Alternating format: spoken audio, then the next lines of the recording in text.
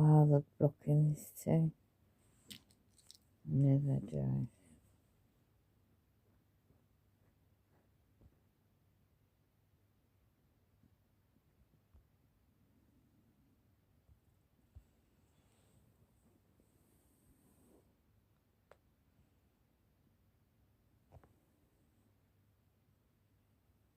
Right, just testing the sound out. Right, just testing the sound out. Okay, I'm going to read something now. Subject is. Okay, I'm going to read something now. Subject is. Okay, I'm going to read something now. Let's just find it. I've downloaded it from.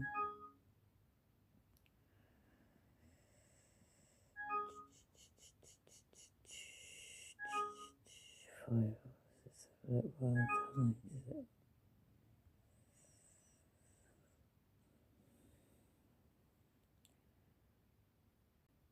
Here we go. Let's see.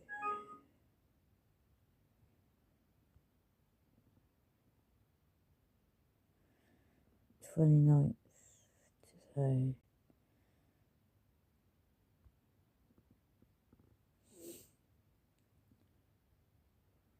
Here is Stories When Little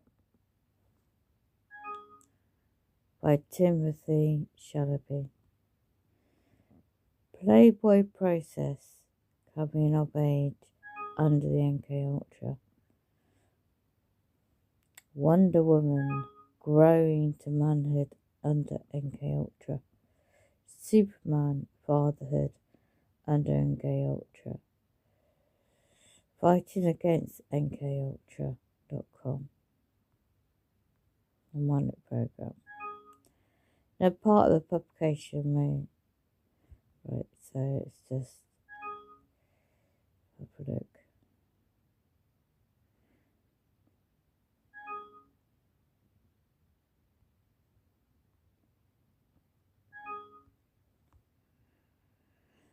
Right, part of it is the arrow to the sun.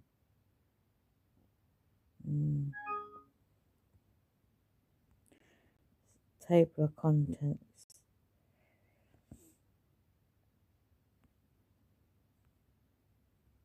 Part 1. Surveying the field.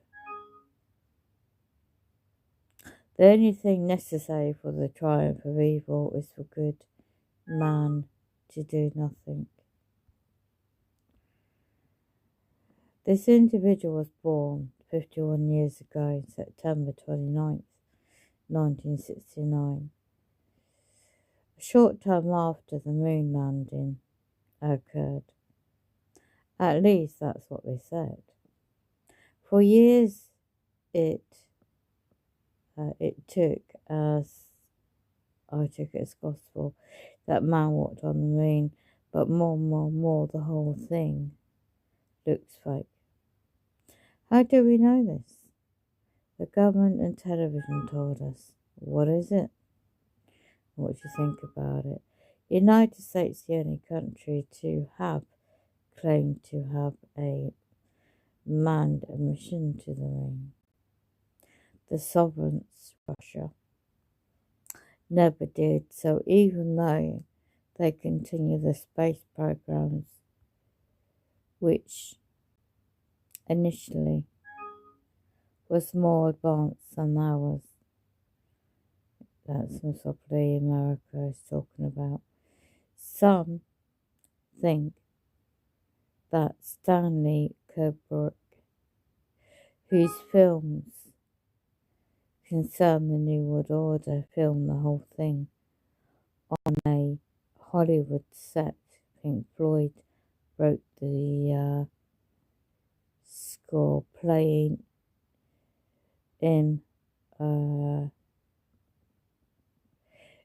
promise music for the British Broadcasting Company, which people watched the moon walk. The astronauts drove their moon buggy. It goes into his experience about that.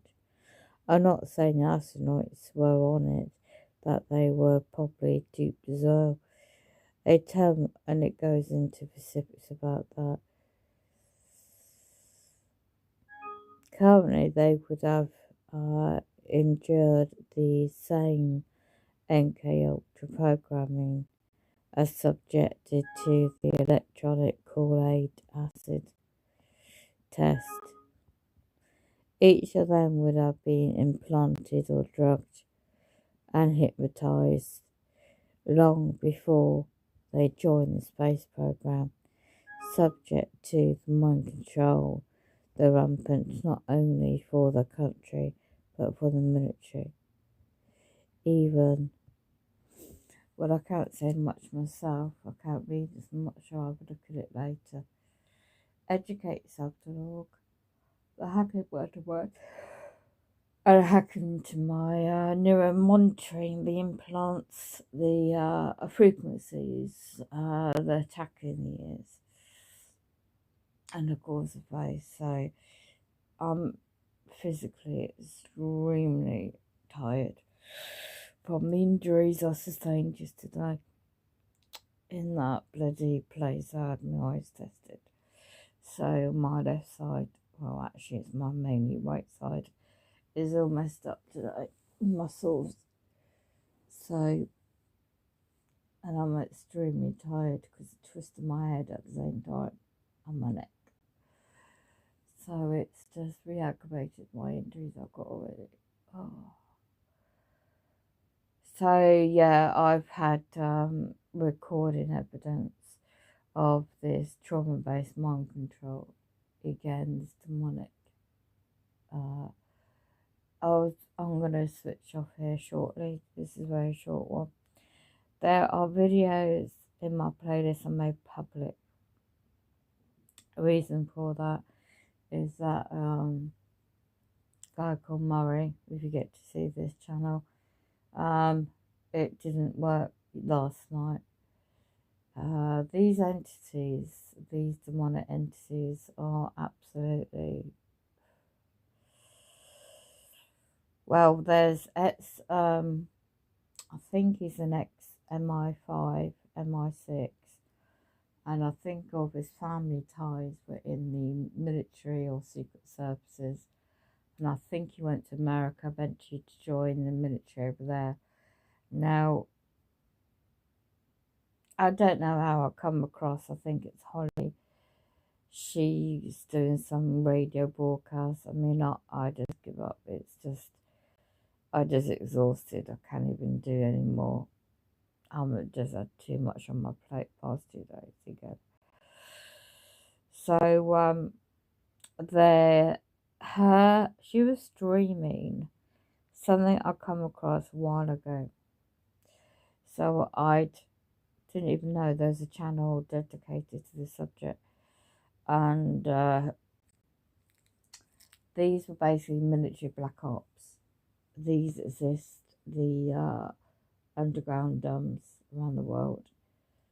And disclaimer, anyone, this is for over 18s. I haven't been able to edit on this particular stream application. I'll try and do that later.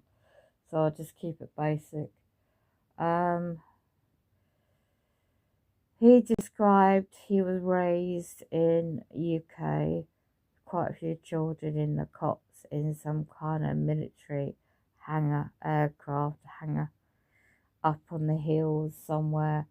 Can't remember where now. I'll have to just re-watch it shortly, just in the background, just listen to it. I have to fresh up and try and keep alert somehow. I think it's all this change of weather in England going on again. 1 minute it's really warm, next minute it's really cold, next minute it's warm, and it's chopping and changing. The frequencies are very strong. So yeah, there's another individual, the late Max Byers. There's not not many videos I've seen of him. But there was this guy. I didn't think much to his evidence really.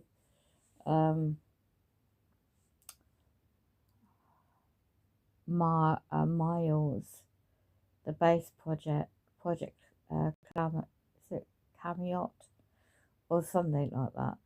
These I really didn't think much of their presentations of their things they used to do a while ago, but more evidence have come forward and declassifications of William Bill Cooper, and there's videos, websites.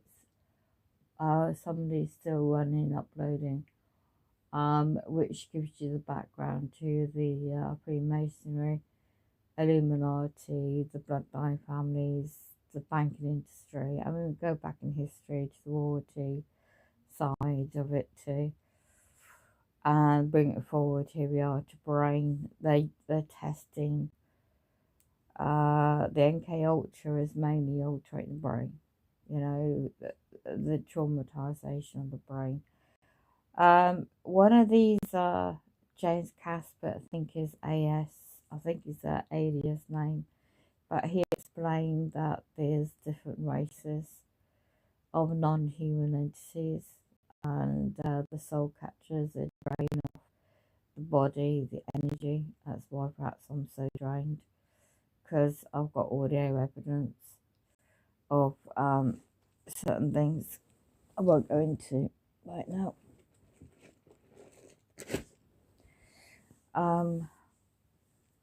Yeah, audio is very clear. I need to get some turmeric drink, herbal tea, because that usually helps the cells of the body. But it's an effort because I need it made, fresh batch made. Because usually it's a pain reliever and it helps with the muscles. Anyway, Super Soldier. There's a dedicated website, but what I don't find that useful is you've got the Super Soldier website, and anyone can search an engine and just look for it. You've also got a channel goes along with it, social media channel, but unless there's really evidence, you can link up what they're saying on their interviews of people. Anyone can make up. Say they've done astral projections, off planet traveling, on missions. But what I'm on about is the they call it UFO abductions. They're not UFOs. They're not. They give the assumption to those that are being taken as, you know, as a alien entity, but it's usually the military with the black budget, and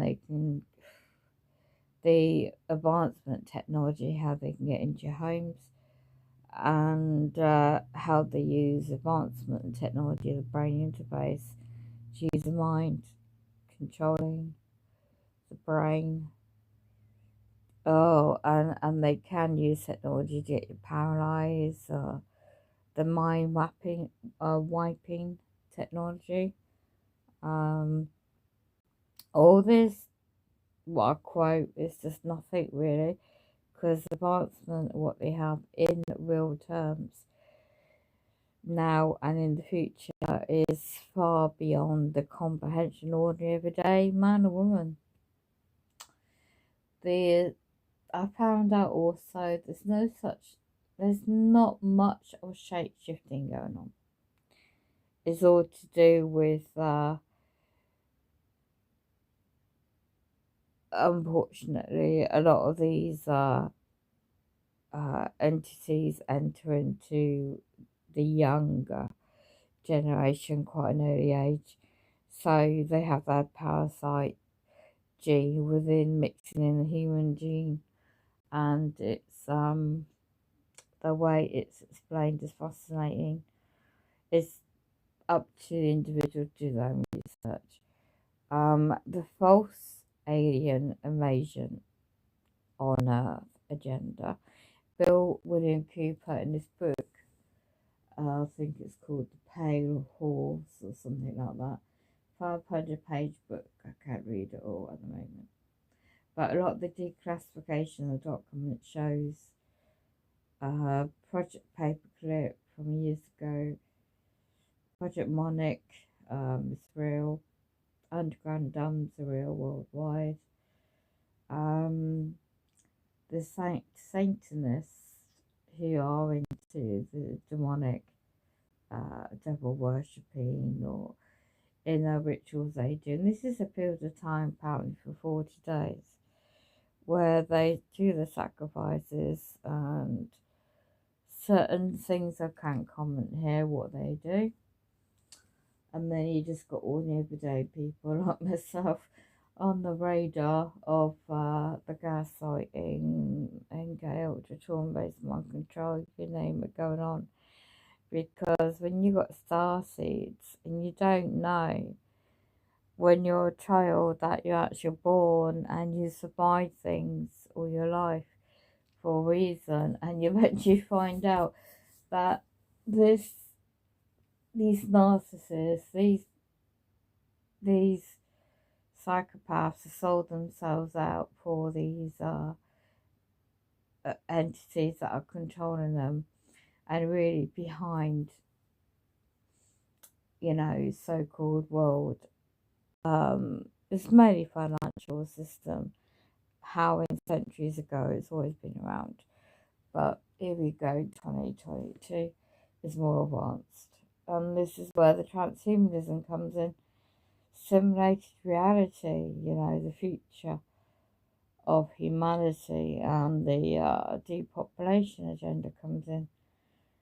So it's just focusing on the subject, really. Super soldiers, maybe. Yeah, maybe. Anyway, I get shadow banned on it all the time. Okay. NASA. There's always a military involved somewhere. Satellites, the research, the technology onto human individuals, microwave, didn't just destroy families of people. They are used extensively by the Five Eyes and intelligence communities worldwide: Canada, USA, Australia, UK, New Zealand, America. This harassment by microwave technology. And they use it. It's known the technology voice to skull. Subjects converted into apprentices of the book. The corporations like Raytheon, government actors like DARPA, the Defense Advanced Research Projects agencies, which invented the internet, by the way. That's why I get monitored a lot. And the internet's beam and microwaves, not only with given towers, 5G and Wi-Fi, which people foolishly embrace in the name of convenience by the HARP towers, satellites. And these are used for mind controlling and to relay information that the likelihood of the surveillance state by Big Brother's watching you, and will be used on projects in the space race to do so. So even if the moon landing was real or not, it's today there's more than like 2,000 satellites above us. I mean, this book is quite not that old actually, but it's interesting to read.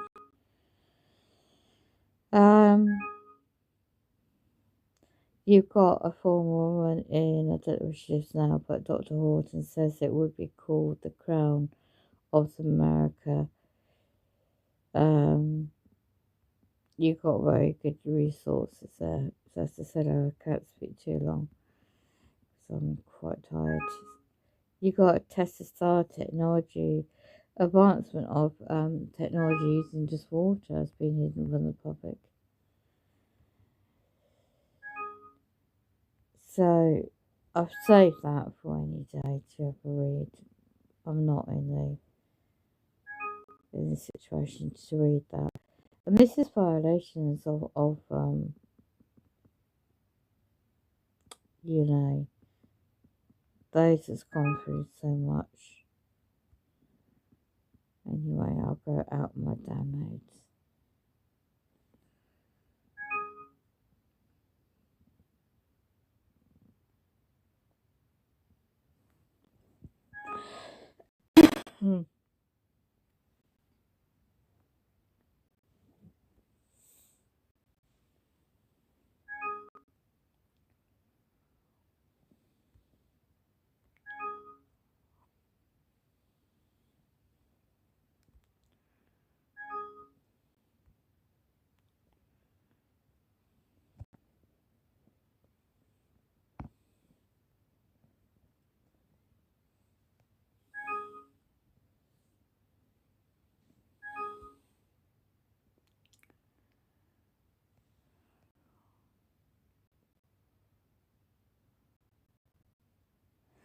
We're meant to be the brave ones, though. Let me just see what this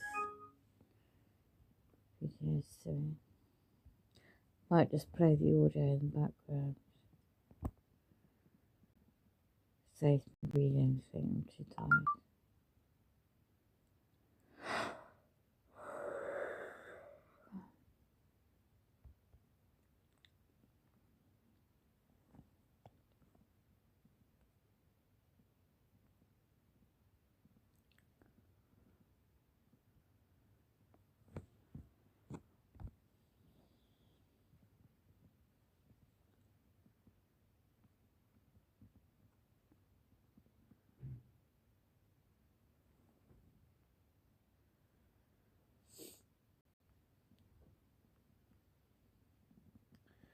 Yeah, so it's just gonna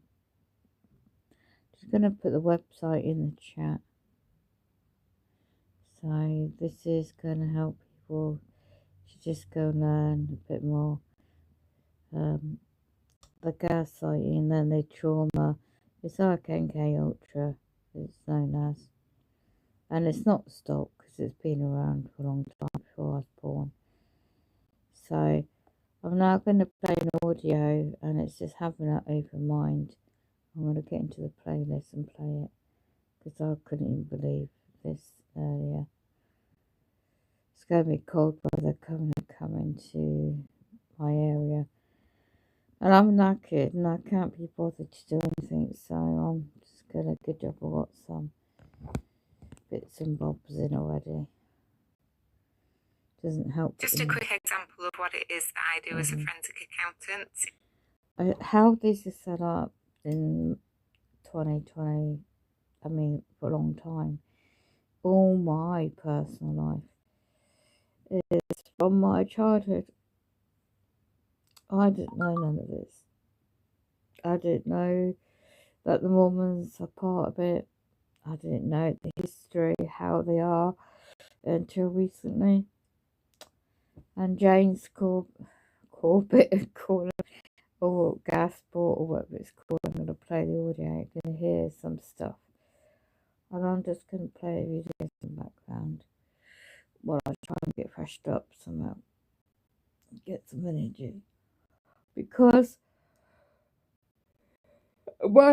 my evidence, first-hand knowledge, is studying law. I don't know how I see all this, but I've studied law since 2012. I've done everything I can now.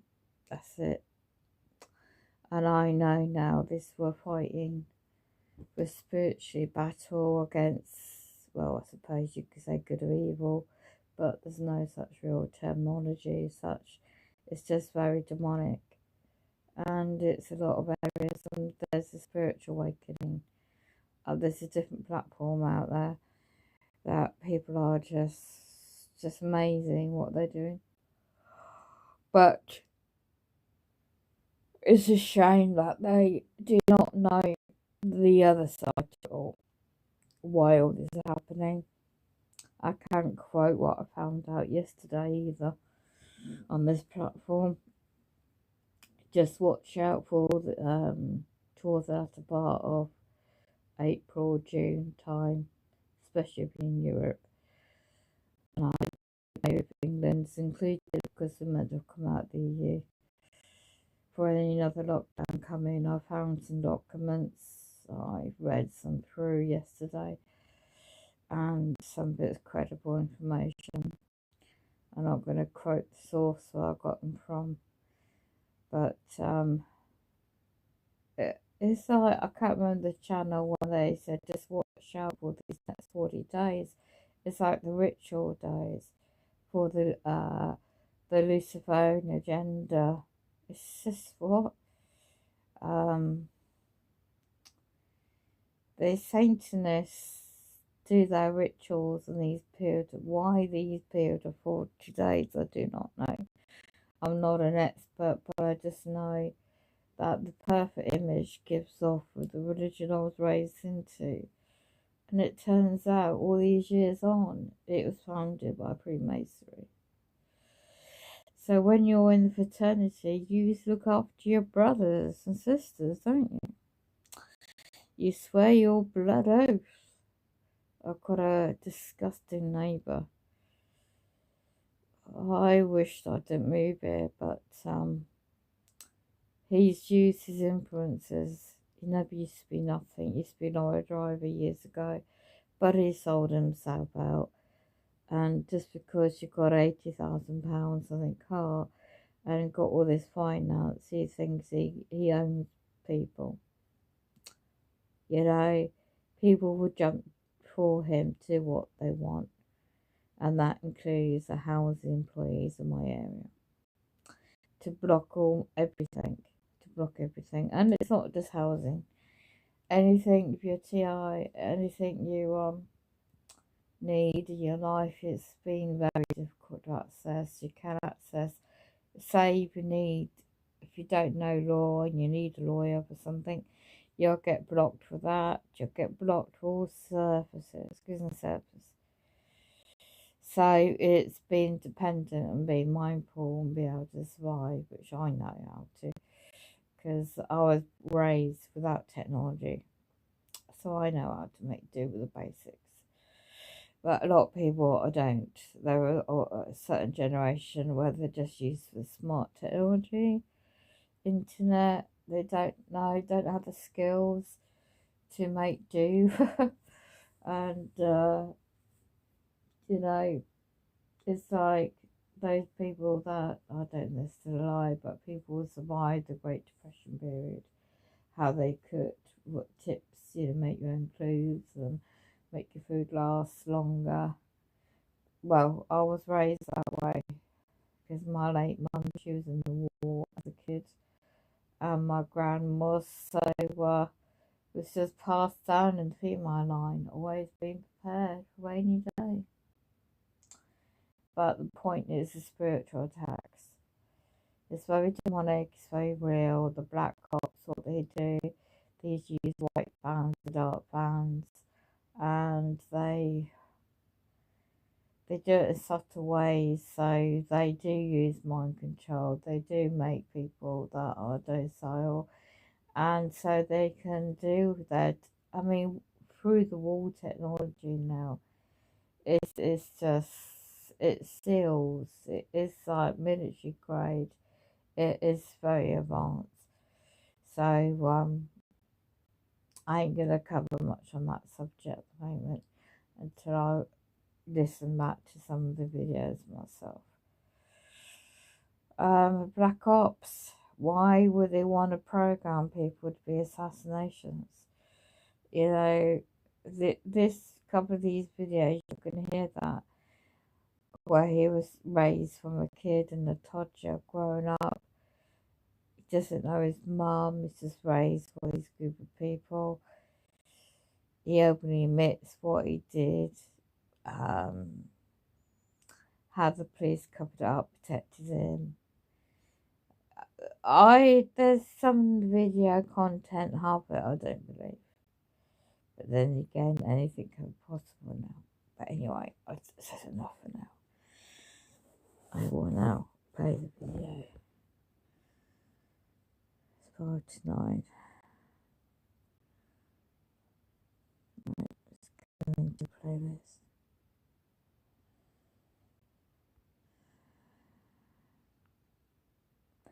It's under the playlist as unknown events. James Corbett, Coast to Coast, 2007.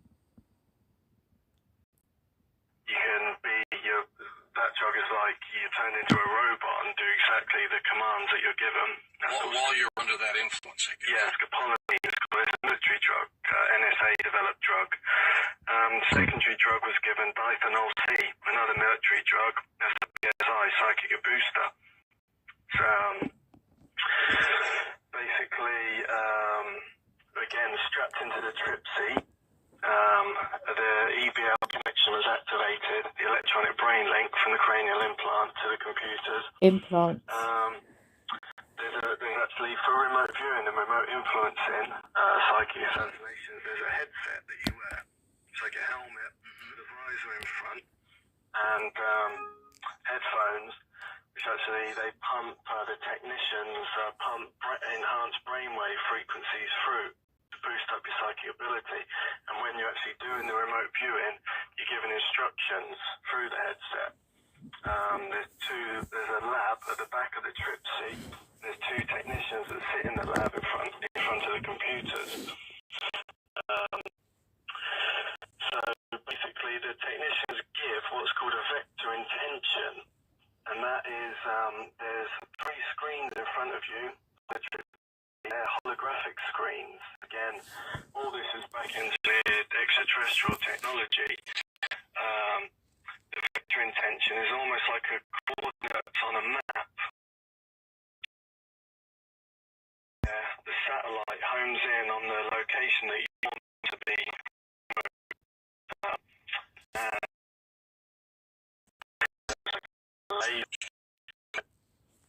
And basically, then what happens is a lot of occult symbolism is used for remote viewing. In my case, it was the Kabbalah was put on the holographic screen in front of me. The tree of life, and in the top circle, the spinning geometrical shape. Now, what happens there is you're interfacing with very powerful computers, so your consciousness is becoming one with the computer systems in the world, in the NSA bases and the satellite systems. So you actually feel like your consciousness, you feel like being absorbed into the screen once you look at the spinning geometrical shape in the top circle. And once you feel like you're really close to the screen, they electroshock the seat. And you feel like you fly really fast through the screen, and the next thing you know, you're having a fully interactive RV experience, remote viewing experience, where you're at a location and you're seeing it, and you're seeing it in the window, you can simulate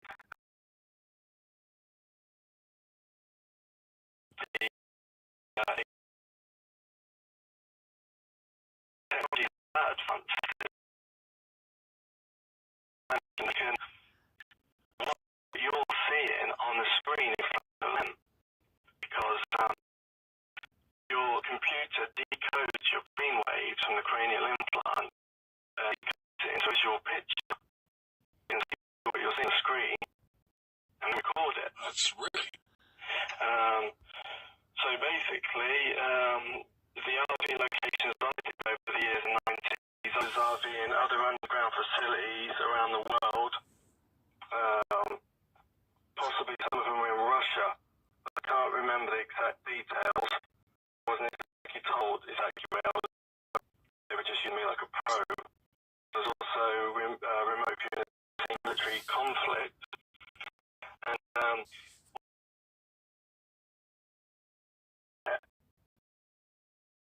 basically the NSA stays weaponized with hardware from here to at least Mars. So probably a lot further. Black Ops programs, no doubt. Yeah, basically. So with their satellites positioned in space, and as I say, the NSA have got satellites and hardware from here to at least Mars.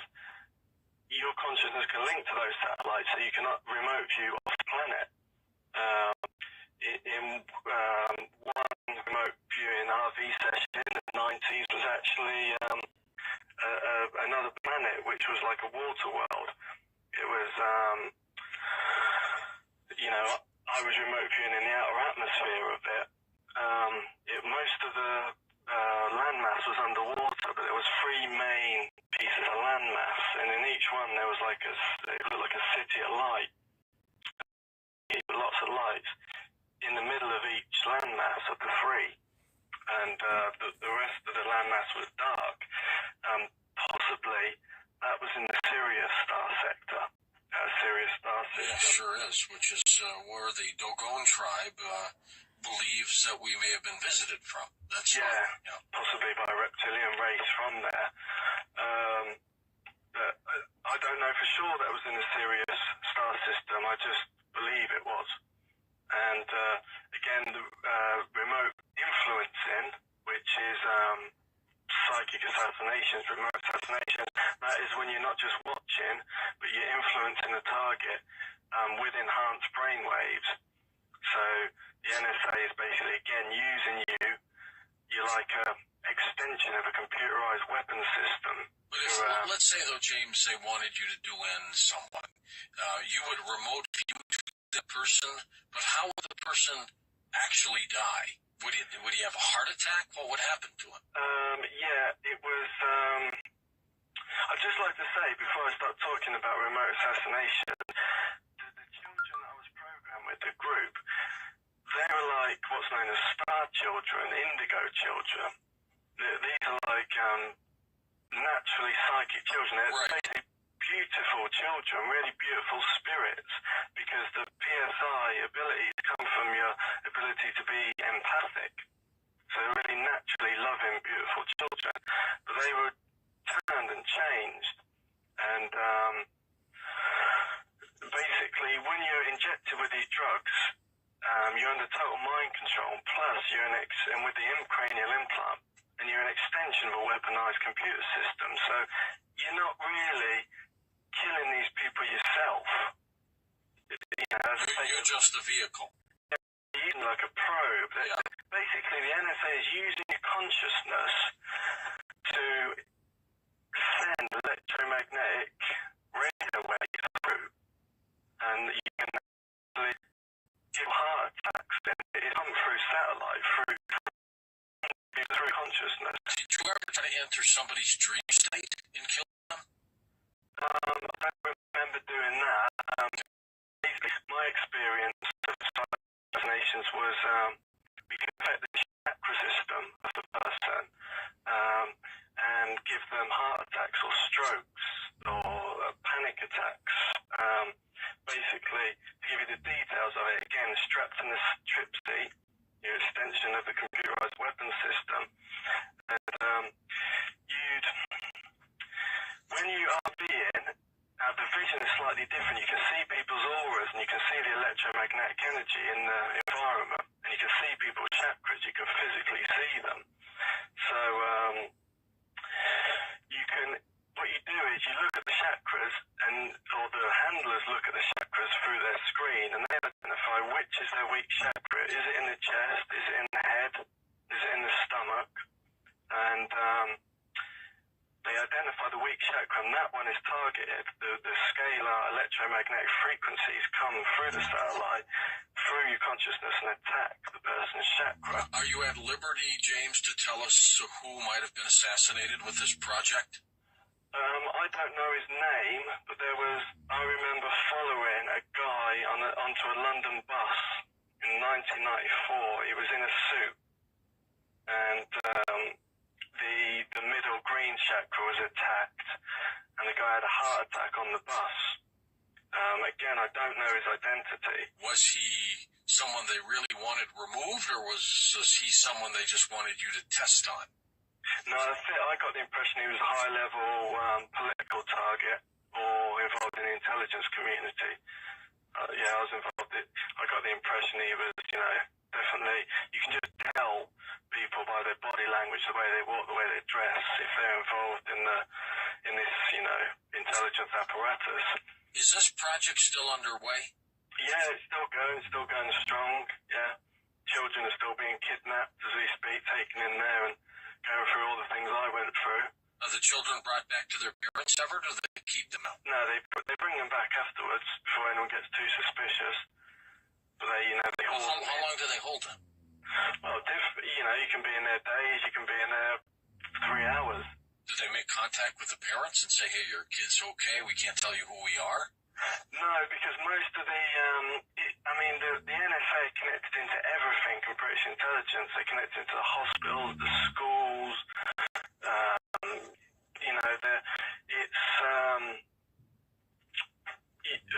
For instance, to give you a bit of detail, the group that I was programmed with, we were known by the NSA as Digital Children. Right. Another code name is Platinum Blues. And how many of you were there?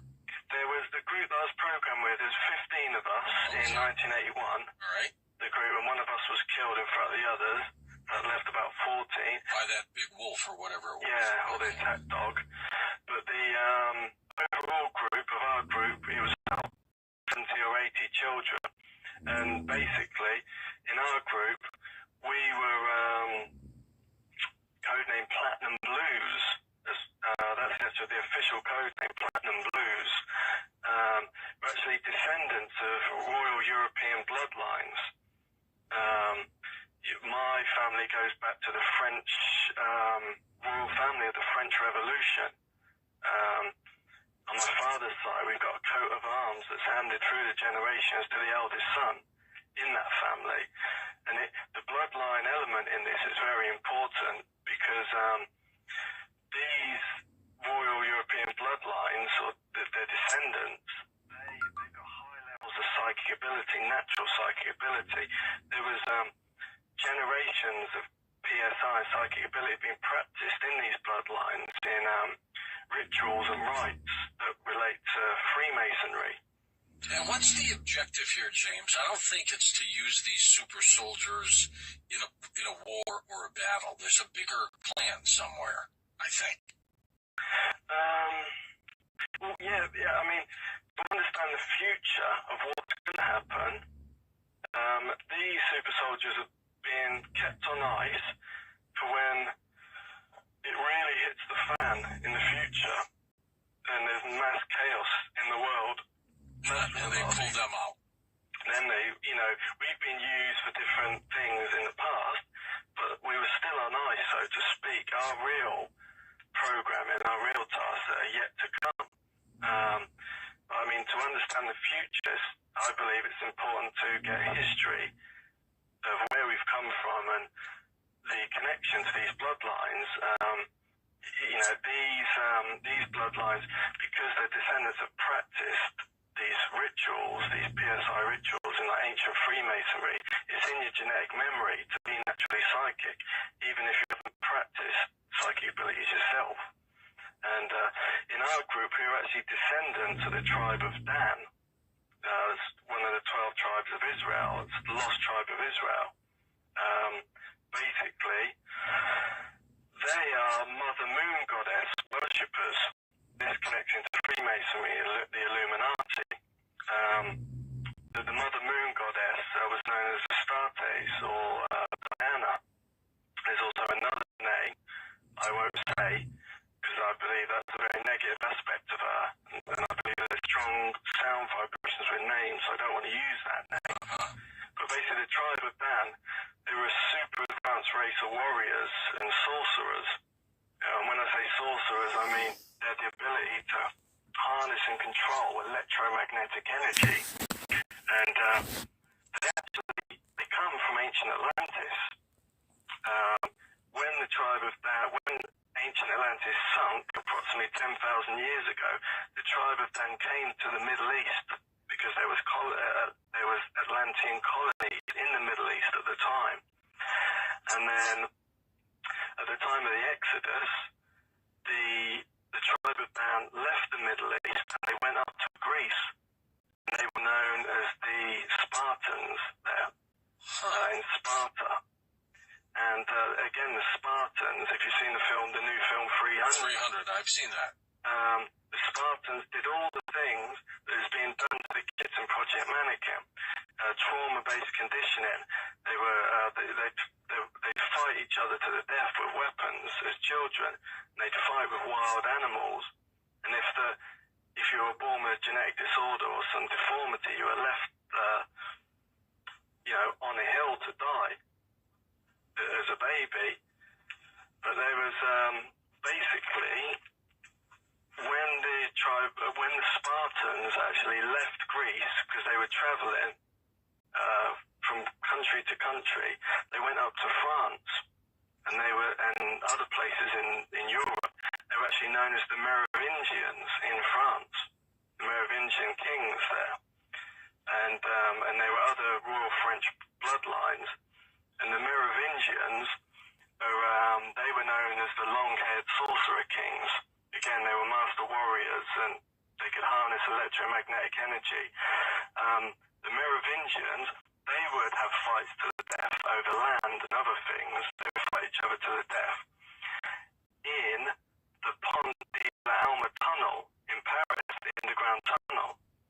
And they actually built that tunnel, the Merovingians. So this has been going on for a long time. Well, since 26,000 years ago, that's when this race first appeared on the scene, the tribe of Dan. But I mean, the Pont de l'Alma tunnel in Paris, that's where Princess Diana died. Right. And she was of Merovingian descent as well. Huh. All right. When you were doing this, and do you remember a doctor or anybody like that was involved in this project? Yeah, there was a lot of doctors, scientist types there. I've got the names of some of them. There's photographs of some of them in my new book. How did you get these photographs? They were given to me by Barry King. Gave me the photographs of one of the guys, and Barry King being a former NSA person, right? yeah, he was the security guard at the base at the AL499 in 1979. Still alive? Yeah, he's a good friend of mine. I just like to say Barry's not very well at the moment. He's suffering with health problems because of what was done to him at the base. So if everyone listening could say a little prayer for him to help him get well, that'd be much appreciated. Because he's got how old is he now, James? How old is he? He's going to be way up there in age, I bet. Yeah, he's about 56. Right. Yeah, I mean, there's a photograph of us together in my new book. 56 is not that old. I'm 57. No, he's not that old, no. He's just a young puppy. Yeah, but he's, like I say, he's not very well at the moment. So if you listen to this, Barry, I hope you're doing well. And I'll see you soon. But yeah, there's a photograph of Barry and I together in the book. And Barry comes down here to Cornwall and we go through deprogramming, help me get my memories back. And he's really helped me. It was Barry who provided some of the photographs of these people. The head of the project, the former head of the project, was a man called Mr. Whitemore. I got a photograph of him. That'll be in the new book. And the book will be available through my website in the new year. All right, we're going to have you give that out in just a second, James. Okay. We'll be back. I'll tell you what, next hour we'll open up the phone lines. You can chat with James Casbolt about this absolutely stunning story you are hearing. And we'll be back with him and more on Coast to Coast AM. One of our regular guests, James, several years ago had a heart attack. He was in apparent good health, but he was controversial, still is. Is it possible somebody zoned in on him and did this to him? Yeah, it's definitely possible. What we found as remote viewers there was that some people had, like, how can I describe it, a special aura. They were like spiritually pure, and they couldn't be harmed. It was like firing like a force field around them, I guess. Yeah, it was like kind of firing BB pellets at a tank or something. Whatever you did to them, you would just bounce off them. And it wouldn't matter how much the NSA turned up the satellite frequencies, it just couldn't do anything. So, and other people had weak chakra systems. You know, a lot of the training that I did in the base was, and the other people, it was like advanced Tai Chi and yoga, meditation. We do Tai Chi and yoga postures, but we'd have, it was like a little black box connected to our belts. It was that flash with a green light, and I think that was back engineered alien technology that enhanced our brain waves while we were training. And I also saw Super Soldier training, like sparring match between these two huge guys. They were in combat pants and they had no tops on. You know, they were like bigger than Mike Tyson. Yeah. Two white guys. And one of the guys kind of did a double leg takedown, picked the other guy up and slammed him on the floor. And the guy on the bottom bit a huge chunk out of his shoulder, out of his flesh. And then the fight was stopped. So, you know, it's just totally pumped up on all these drugs and all these genetic enhancements, really. Is it the drugs that did a lot of this to them and to you? Yeah, I think the project relies more on natural psychic abilities and more on genetic enhancements than the drugs. The drugs are just when you're in an RV operation or whatever, you're given those to enhance your PSI ability. But, you know, I think they're relying on the clone, building the clones of the PLF super soldiers. That's actually, they'd be very powerful in every way, physically, psychically, mentally, without drugs. Tell me about these underground bases, James. What did they look like? How big were they? The AL499 is about 6 levels. I'm not 100% sure exactly how big it is. I mean, a lot of my memories are very hazy still. But would some people live down there? I don't know if people live at the AL499. I think, like Barry, he went to work and he drove to the Greenham Common entrance and the Harwell Genetics Labs, parked his car, and then went down the lifts and worked there, worked his shift, then went home. You know, that's usually how the workers work, and the people that are kidnapped and taken to the base for RV sessions and things like that, they stay there for a number of hours, and then they're put on the trip seat afterwards. A false cover memory is put in. For example, when I went up to London, I'd be in the CLC1 facility for, say, 5 hours on a Saturday, and then when I finished, they'd put me on the trip seat and they'd install a cover memory in that I'd been out shopping all day. And then I'd go back and I'd come back to St. Ives. This was in the mid-90s. I'd be walking along the streets with my friends.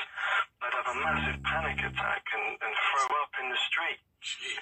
And my friends would say, you know, what the hell is wrong with you? You know, there's something wrong with you. And I'd say, I don't know. I don't know what's wrong with me. So I couldn't remember properly. And it was only in the last few years I started getting my memories back fully that I've been able to piece it all together. I don't know exactly how big the AL499 base is. There's diagrams of the base and exactly how big it is in the book, but I just remember certain corridors and certain labs and the layouts of it and the programming that I went through. We touched a little bit on the extraterrestrial relationship with this planet. Do you want to elaborate on that? Yeah, basically, I suppose it's best to give the history of the U.S. government and extraterrestrial treaties. We talked about the July the 11th, 1934 one. Again, the Greys provided the U.S. government with anti-gravity technology and metals and alloys, environment technology, where they developed HARP from, and medical nanotechnology. But we're not seeing any of that in the public domain. There's no cures for cancer, which they've got with their nanotechnology. They're just using it for like biowarfare and things like that. The second, it was either the second or the third treaty, that was on May 1954. That was called the Greer Treaty. Again, it was between the Seaton Greys and the Eisenhower administration, the U.S. government. That treaty took place under the Holloman Air Force Base in New Mexico, in the underground base underneath there. An NSA unit called Ultra were involved in that treaty, and they were actually Nazis, a Nazi unit that was brought over in Project Paperclip in 1945. They were clones, PLF super soldiers unit of the Nazis. Basically, the original documents and the original hardware from the Creator Treaty, that is actually at a facility called Blue Moon, an underground facility. That's underneath Kirkland Air Force Base in New Mexico. And that's the technical headquarters for the Department of Energy. The Department of Energy are developing crafts called the Firefly, or TR-3. They're black triangle discs, NSA craft. Reverse engineered? Yeah, they're basically black triangle anti-gravity craft. The NSA use them for abducting civilians to underground bases, and they have a rotating electromagnetic field around them, so they can cloak themselves, invisible to the naked eye. They're completely silent. They're very stealthy craft. They look like stealth. They're quite small, and they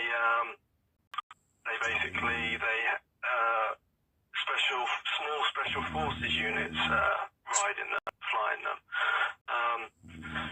But basically, to carry on with the treaties, from what this NSA technology was developed, April the 15th in 1964, Project Plato was called. Two NSA operatives. Again, these guys are probably BLF super soldiers.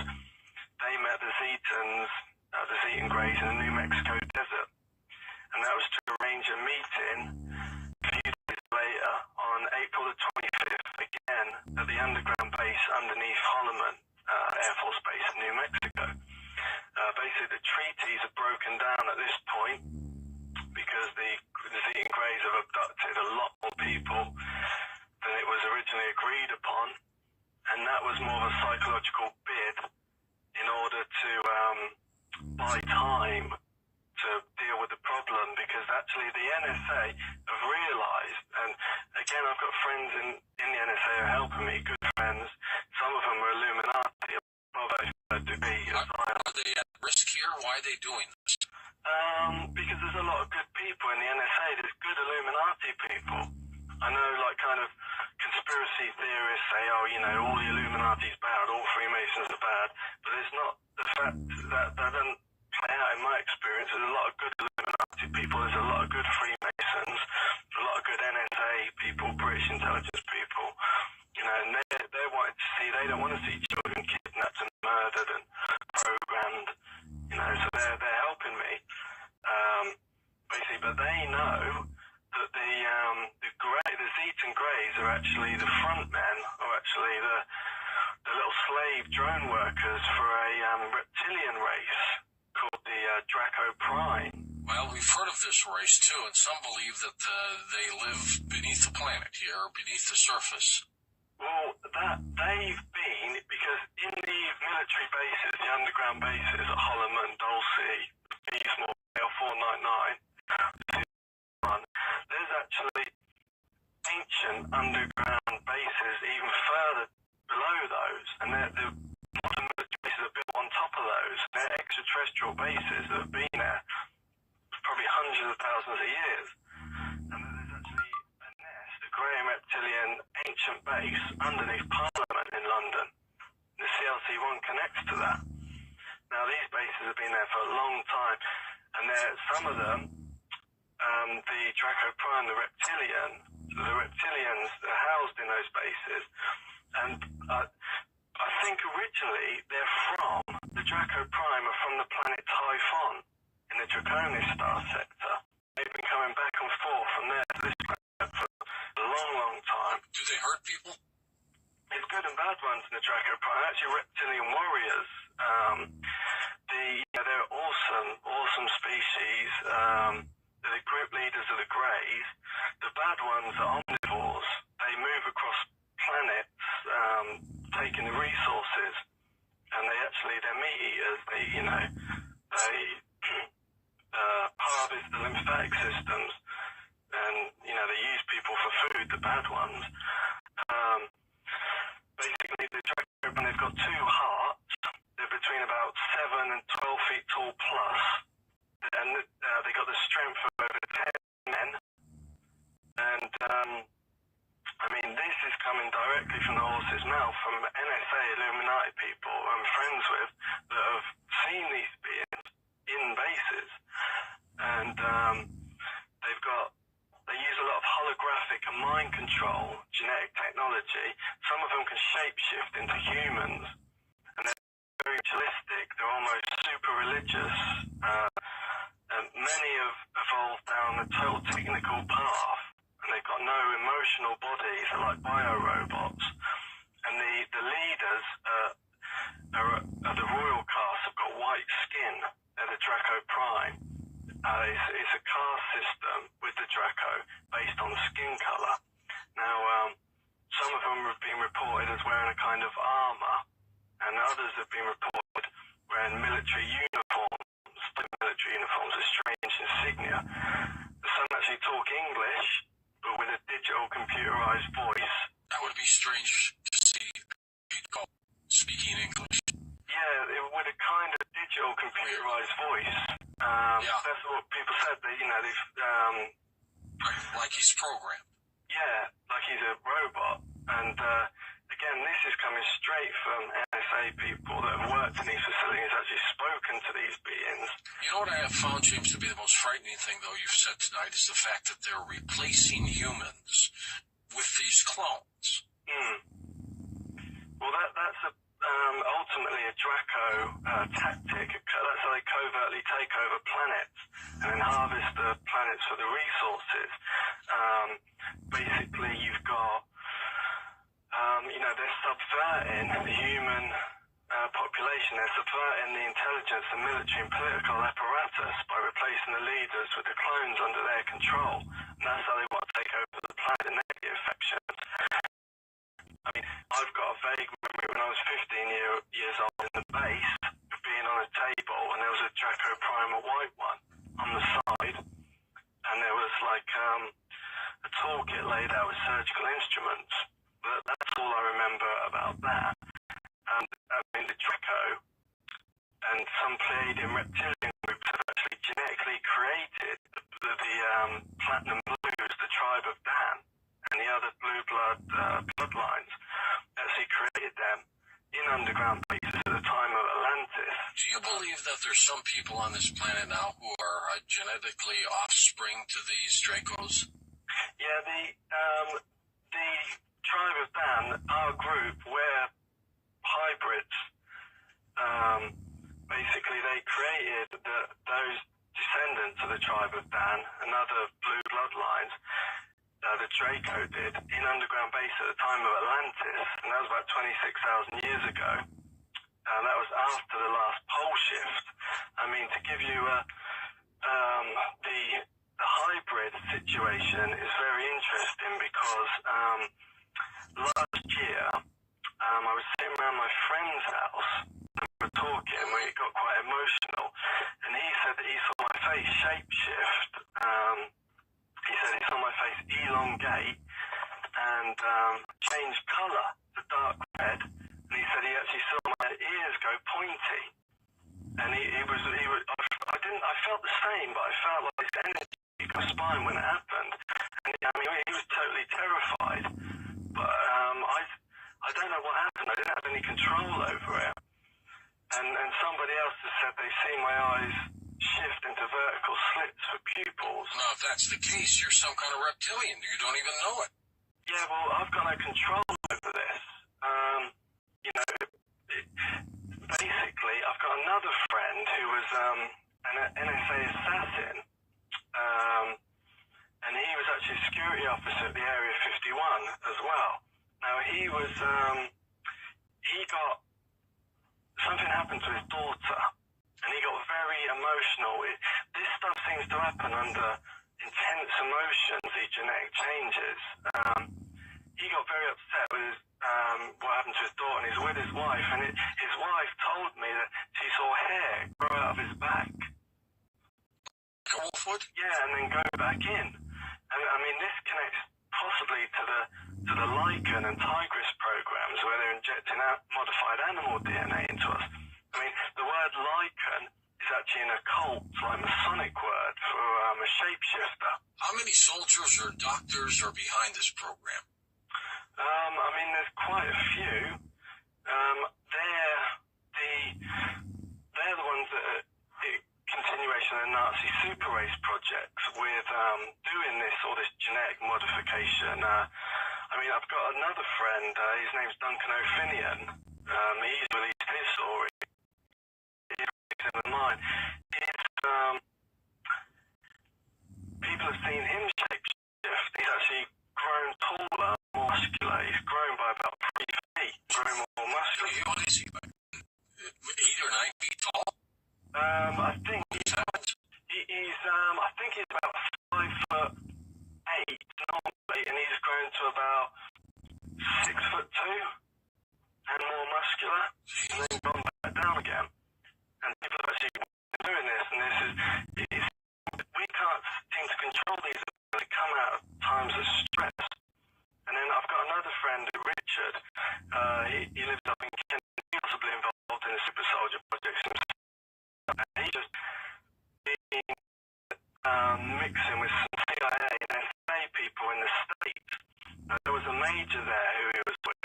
He said he was out walking with him one day, and he said he saw vertical reptilian splits behind his pupils as if he was wearing contact lenses. And then there was another guy who opened his mouth and showed him the inside of his mouth, and it was a human tongue, but there was like a snake tongue back. Like it was split? Well, there was a human tongue, but then there was a snake tongue on top of the human tongue. And there was another guy who said, who I think was a CIA bloke who was friends with Richard. Him and Richard had an argument, and the guy got really angry and walked around the side of the building away from Richard. And Richard said he made this noise like the alien of Predator in the film Predator when he's... And this really scared Richard when he made this noise. And again, the Draco can shapeshift from reptilian to human. So possibly they were Draco Prime and they could control their abilities to shapeshift at will. James, stay with us. We're going to take this break, and then we're going to come back for phone calls as well. His website's linked up at coasttocoastam.com. It's James Casbolt, CASBOLT.com. That's all one word, jamescasbolt.com. And we'll be back to take your calls in a moment on Coast to Coast AM. I'll tell you, what an incredible story.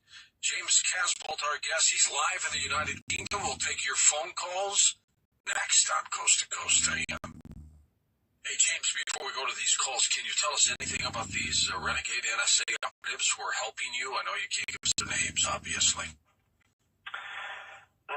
Yeah, they're basically a few different men that have helped me and are still helping me now. They've provided me some technology to help me get my memories back. They're basically brain technology. And they provided me a lot of classified information. A lot of the things I'm talking about now.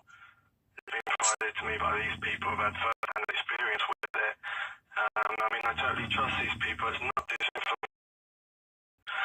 And me information about my own files that have helped me.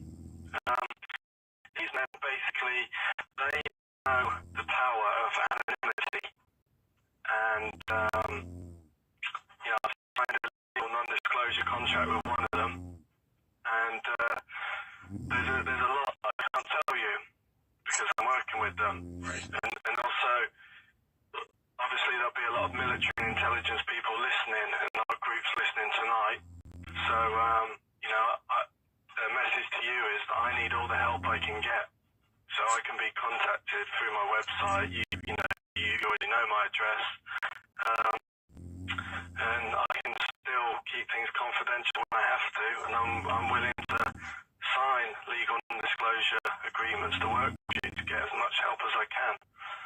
I'll leave it there anyway. All right, to the phones we go. You ready, Jim? Okay. East to the Rockies, you're on Coast to Coast with us. Hi there. Hello? Hey. Hi. Hi. This is Brenda. I'm from Tampa. Tampa, Florida, James. Go ahead. Yeah. I'm fascinated with your guest, and you just sort of answered my question. My brother-in-law worked for the NSA, and he was never afraid of anything, but they scared him. He quit, and he became a defense contractor. And I'm just wondering how this guy is, how your guest is, staying alive. Well, you explain that a little bit, James. Why don't you explain it for her? Hi. Basically, if they were to kill me, it would have a lot of credibility to what I'm saying. And also, I'm not totally out of the project, and I'm not totally out of the NSA's control. I'm still under a lot of mind control. I went through military abductions last year. Basically, it was at the beginning of August, one of the military abductions, and I was triggered at night, about 2:30 in the morning, and this was pulled out under hypnosis. I actually got up, got dressed, and headed out the front door, and went down to the local cliffs down there. There was a TR-3 Firefly craft waiting for me there. Was taken on board the craft on a ramp at the back, and there was special forces guys, a black uniform with no insignia on it, and there was a cockpit at the front with 2 seats, 2 pilots, and basically flown to a underground facility in this country and went through more programming. So definitely not out of the project, and still in deep. So, so I hope that answers the question a bit more. Okay, thank you. Let's go to our wild card line. It's your turn on Coast to Coast. Hi there. Hello. This is Robert from Los Angeles. Hi, Robert. You're right around the corner from us. Yes, I am. I wondered if some of the groups are still doing this work, the alien groups. When's the last time, in other words, that he has had any experience and knows what alien groups are doing this type of stuff that he's been talking about tonight? And also, is the Queen a reptilian? Groups, I think there's a lot of groups, extraterrestrial groups. There's actually a group known as the Link with the NSA, called them the Link, and that's, I think it's over 50 extraterrestrial groups, and there's various meetings in underground bases with the NSA in these groups. Dr. Dan Barish still talks about the modern day treaties. He worked at Area 51. Now they're still going on to this day. Well, I think some sort of war is coming.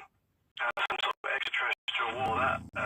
This is straight from the horse's mouth. This is straight from NSA trying to work with these beings in bases. But as we speak, there's some kind of blockade being put around the planet. There's a huge amount of motherships around the planet, possibly Pleiadian motherships. My friend Duncan, he military guy have technology where they can, it's some sort of advanced camera attached to a telescope, and they can photograph these craft that are around the planet. And there's a hell of a lot of them, with smaller scout ships coming and going. And Duncan presented some of this footage and these photographs at the last Probe International UFO conference in Blackpool that we attended. Also a man called Jose Escamilla. Oh yeah, we know Jose in Rods. He's a friend of a friend. He is presenting, I think he's presenting the same photographs of all these motherships that are around the planet now, possibly a Palladium blockade. And Jamie Moussan and I think Santiago Garza are involved in this disclosure as far as I know. I think this possibly connects to the UFO fleet sightings over Mexico, I think 2006. But from my understanding, from what I've been told by the NSA, there's some kind of Draco-Palladium war coming, and between possibly 2012 and 2030. I mean, I don't know what's going to happen. I don't like to make predictions, but this is definitely a fact. These ships around the planet now, a hell of a lot of them, and the Draco come in force to this planet every 13 years. Since the 1934, the first treaty between them and the Greys and the US government, there was a US government group called the Central Unit, and there's information about them in my book. They were involved in a Project Nanmu, and that was the secret infiltration of the Draco reptilians into various NSA bases in America and into Beesmore as well. The Draco came in force to Earth in 1934, every 13 years, 1934, 1947, 1960, 1973, 1986, 1999, and according to my sources, the date of the final Draco invasion is 2012. So, possibly, I believe something big is going to happen between 2012 and 2030. I believe it's a message of hope in this. I believe that, the good guys will win. I believe we're heading towards some new golden age of enlightenment, for want of a better term, really. So, I hope that answers the question. The Queen being a reptilian, I think the Queen comes from these bloodlines I was talking about, these ancient Atlantean bloodlines, these blue blood hybrids that were actually created by the Draco Prime in Atlantis about 26,000 years ago, at the point of the last pole shift. So, I'd say, yeah, she's probably a hybrid. Okay, back to the phones. Let's go to our first-time caller line. You're up with us. Hello there. Hello. Hi. Hi, this is Colleen, Okay. California. And James, the previous caller asked my question, and as I was listening to you talk about all these things, I was thinking, how do you talk about this and not worry for your life every day that you get up? But you answered that question, but then the other one I formulated while listening and waiting was, why are you telling us all this, and what can we do about it? Is there anything to do about it? I think the sort of the elites of the world, the Illuminati bloodlines, the negative factions, because there's good factions as well, but I think that they're the ancient Atlantean bloodlines, and that they've kept this secret knowledge to themselves since the time of ancient Atlantis and before. Mm-hmm. And they've used this secret knowledge, because secret knowledge is power, and they've kept it all to themselves, and they've been able to control the masses. And I think it's time that this secret knowledge came out to the masses, came out to the people. People deserve to know. And, it will help the awakening. By learning this stuff, it actually awakens latent sleeping DNA in the brain and in the body. It activates the higher chakra centers. So, I know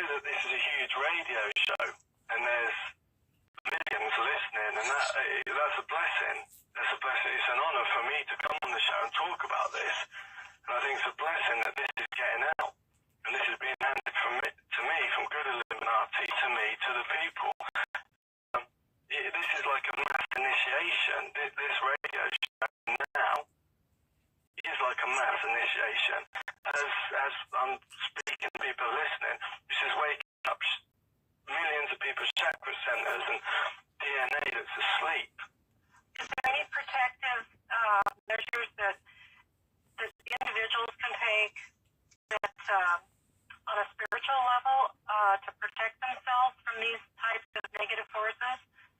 Besides the obvious, I mean, besides calling for your,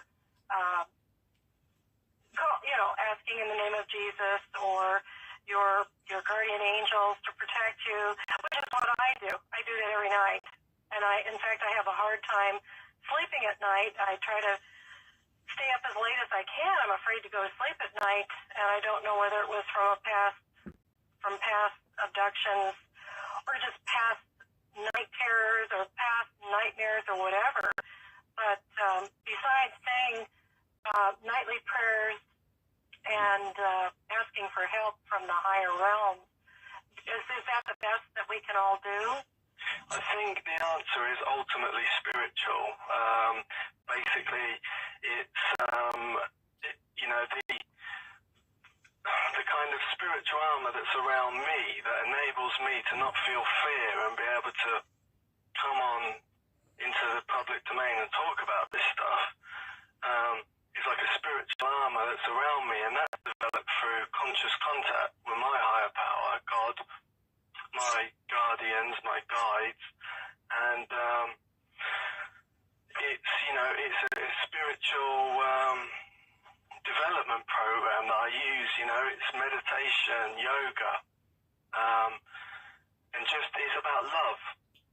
It might sound a bit corny, but the ultimate answer is love. And sounds like a Beatles song there, James. Well, remember the people that couldn't be harmed by remote viewing in the Tomorrow People program were the people who had this special aura, this spiritual purity, when their chakras couldn't be targeted. What's become of these other digital children you were with? Some of them, a lot of them go insane. A lot of them end up drug addicts, alcoholics. They cast them aside, I guess, huh? A lot of them kill themselves. Some are still used. A lot of them are actually used in espionage. They're working for, British intelligence. They're not. Barry and I are the only talking survivors of mind control in the UK. I think there's only about 5 or 6 in the US, so that makes, about 8 or 9 in the world. So, I think there's thousands of children that have been programmed into adulthood, but, there's about 9 talking survivors. I guess you did not have a nice or normal childhood, did you? Well, you see, my whole family is connected into the Masonic apparatus and British intelligence. As I said, we were descendants of the French royal family of the French Revolution, blue bloodline. My father was an MI6 agent. He was involved in the carrier pitching program, which was international drug trafficking. He was bringing in millions of pounds worth of heroin, cocaine, marijuana into this country. From Rome, from the Middle East, from Spain, and he basically, the NSA and British intelligence are using drug money to fund a lot of the underground bases and covert projects. That's what I heard, and when we want to really create the war on drugs, it's not going to happen. Well, basically, it needs the global drugs trade is controlled on the whole by the NSA, CIA, and British intelligence. They've cornered the global drugs trade market. I'm saying negative factions in them. Now, the global drugs trade is the most precious trade on the planet. What would happen if you made drugs illegal? Well, I'm not sure. It's worth more than the global oil trade. The global drugs trade is worth at least £500 billion a year. Gee. They're funding a lot of these covert projects with it. I was involved to a small degree in the carrier pigeon project with MI6 in the 90s in London. That was just delivering kilos of cocaine from locations in South London to North London.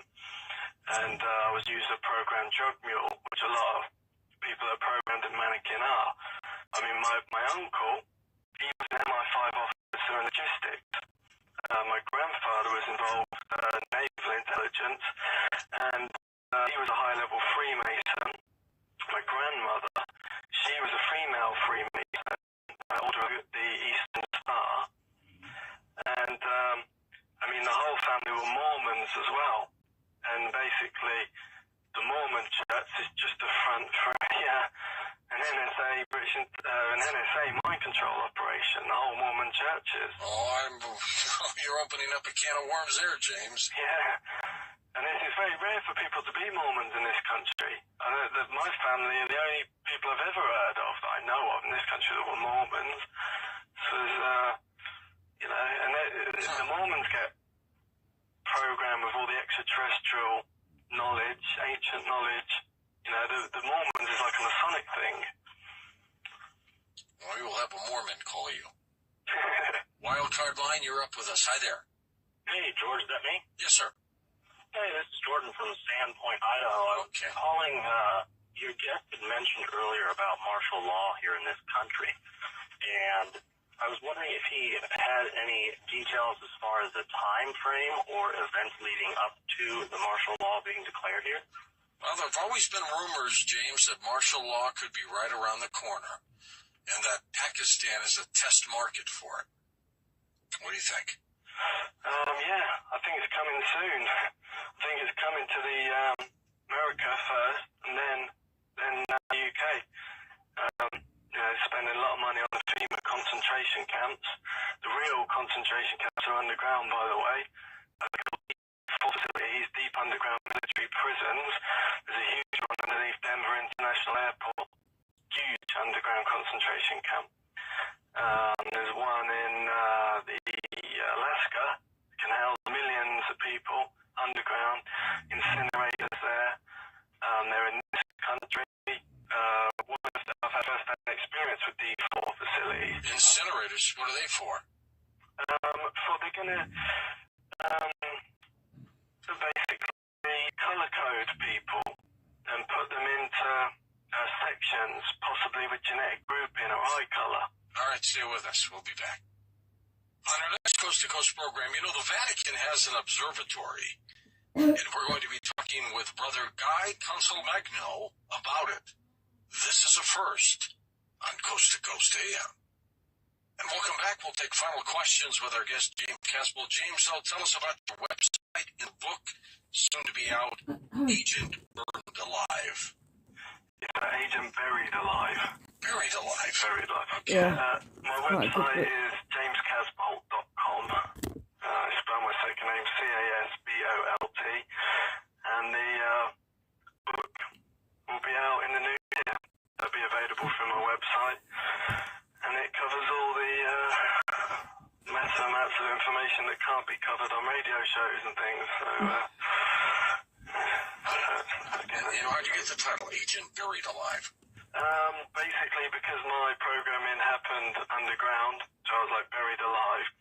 And also, there's parts of my subconscious and memories that are parts of my personality that have been broken through trauma-based mind control. They're actually buried alive in my subconscious, so to speak. That's where I got the title from. Okay, let's go to the phones. East of the Rockies, you're on the air with us. Hi there. Hey, is this me? Yes, sir, I think. Oh, it's old truck driver up here on 85 in Georgia. Okay. George. Thank you. I'd like to ask your guest there if he's ever heard of an organization, a secret society called Novus Tech. I've been receiving some correspondence in the mail now. I've got 3 of them wanting me to correspond with them and join this supposedly elite group. And this last, they didn't identify themselves by nothing but a secret society. This last correspondence I got, they identified themselves as Novus Tech, and they were the Illuminati. They made 3 references to the Illuminati. And I just wanted to ask your guest, and I'll take his answer off the air here, if he'd ever heard of them contacting people through the mail system like this, and and they get a text they was going to send me. It's supposed to be thousands of year olds with all these answers to all the questions and mysteries of the world, and it's supposed to be all these big, high-ranking people that's members of this thing. And I just was curious.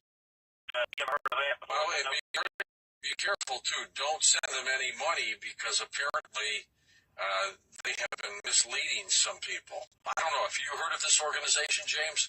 I've never heard of Novus Tech before, no. It sounds like it's Latin, so Sounds very Masonic.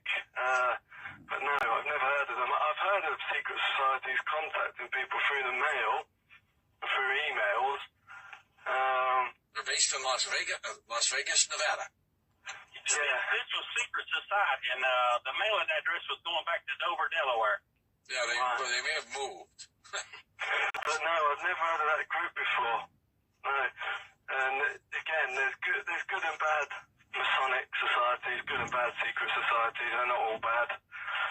So, I expect that they're into, they've got the knowledge of, they probably hold the knowledge of things that were talked about on this show. Right. All right, well, thanks a lot. It's a great show, George. Okay, thank you. I'd be very careful. Wildcard line, you're on the air. Hello there. Hi. Well, I was going to ask, it was obvious, James, that you said you had learned the ability to remotely disrupt the human energy system through satellites.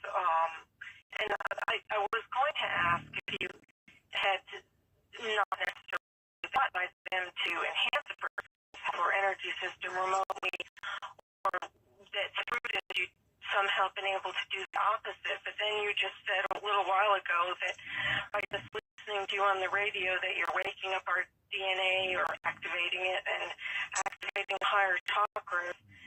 And that made me, when I meditate and my higher chakra centers and energetic system are being activated, I kind of feel it, and I didn't feel anything. So that's quite a claim to say that just by listening to you while having our DNA activated. And I just, I want to remain open, but if you could say something about that. Well, basically, the knowledge is being infused. I'm not saying the chakra centers will wake up straight away. It might take a while for it to infuse into the system. I just basically giving this secret knowledge across the airwaves, and people can digest it at their own pace, and it definitely will wake up higher centers of consciousness if people digest it. But I'm not saying it will happen straight away. Like I say, people probably have to go and digest it, and this is, it might take a while, it might take a couple of years to digest, but it's, but we're definitely coming out of the ignorant state, and all secret knowledge being held by the elite is coming to the fore now. Yep. When you meet people, do you talk with them about this? Not necessarily, say, in my own town and around the local area, because I have to live in the area, and it's not the kind of conversations you can start having on the street with people, or in the local bar, or in the shops, if you know what I mean. Yeah. So, and, it's just, it's so deep, it takes hours to explain it all. And if you just explain a little bit to somebody who's got not much understanding, they'll just think you're crazy. Well, it's complicated. Yeah, and this is, the elite groups, they put this information out in people's faces. They put it out in science fiction films and things like that. They hide it right in plain view. So it's like brainwashing, like Hollywood. People think, no, this isn't true. It's science fiction. It's films. Yeah. It's like when the unit group, the US government Central Unit Group, their identity was leaked into the public, and they started to make science fiction films based around it. And also, on the National Security Agency non-disclosure agreement that I signed, it's got Section 5. It says, I've just got it in front of me here, it says, I hereby assign to the National Security Agency all royalties, remunerations and emoluments that have resulted from any disclosure, publication or revelation not consistent with the terms of this agreement, included but not limited to printed books, television or motion picture films. So basically, the NSA, they're using a lot of, they're putting out a lot of real black projects into films, as I say. To give a good example of that, is the film Predator. And that was actually, the NSA UK got the idea for that film, and gave it to Hollywood. It was based on the Draco Prime. There's a group of Draco Prime reptilians that look slightly like the Predator on the film. And basically, my friend Richard, the guy, the hybrid who was with him, went around the back of the building and he made that noise, that roar that was slightly like the one off the film. And also, in the film, they've got the kind of the camouflage that bends light and makes them invisible when they're in the jungle with Arnold Schwarzenegger. They've actually got that technology. It's called thermoptic camouflage. It like bends light, and it's like an electromagnetic field. And the NSA and British intelligence have got that technology now. They've got little thermoptic camouflage boxes that a Secret Service man can wear on their belt and press it, and they'll become invisible with a rotating electromagnetic field. And they can also put themselves through a larger field and step through it, and then they'll be invisible. I think it's about 72 hours, and they don't need the little box then. And I think when the 72 hours is up, they start coming back. You can see them again, but they get really sick and start vomiting because of the radiation, because of the electromagnetic fields. You know, it was in 2001. I went for an abduction. I had a close encounter. A large reptilian being, and I was there, and I was paralysed. I woke up at night, and I couldn't move. I was trying to shout, and I couldn't. There was this large reptilian being in the room, and I only saw it for a couple of seconds, and then it phased out. It went, I think it used this thermoptic camouflage. I couldn't see it, but I could feel it walking around, and I was paralysed. And the next day, I walked into the bedroom where it happened, and there was a green laser beam that was shining out of the wall across the bed. And I stopped my camera and I took a photograph of this green laser beam. And it's on the photograph section on my website. Green laser beam across the bed coming out of the wall. And in my book, so that's this type of holographic technology they're using, the Draco. And again, the NSA have got this technology as well. Okay, Western Rockies, you're up with us. Hello there. George, it's Rich calling from Flagstaff, Arizona. Hey, Rich, thank you. Hey, pleasure to talk with you. Pleasure to talk with you, James, as well. My question is, how long has this information been available? Also, well, actually, a couple of questions. Also, do you think the SS or the Nazi regime, if you will, stands for super soldier? And also, I am a former Mormon, and the information that you gave out was just phenomenal, because I've heard my family talk about certain things that they shouldn't discuss why they're in the temple, and I just want to thank you for the information you're giving us. Thank you. The first question, I'm not exactly sure how long this information's been available. I mean, it's really starting to snowball now in the public domain. Possibly there could be an ET disclosure in the next few years. I think the factions in the NSA are planning it. The second question, Nazis, SS, I'm not sure if it stands for super soldier. I know that Himmler, in the Special Projects Unit of the SS, Himmler, the Special Projects Unit, were heavily involved in super soldier research.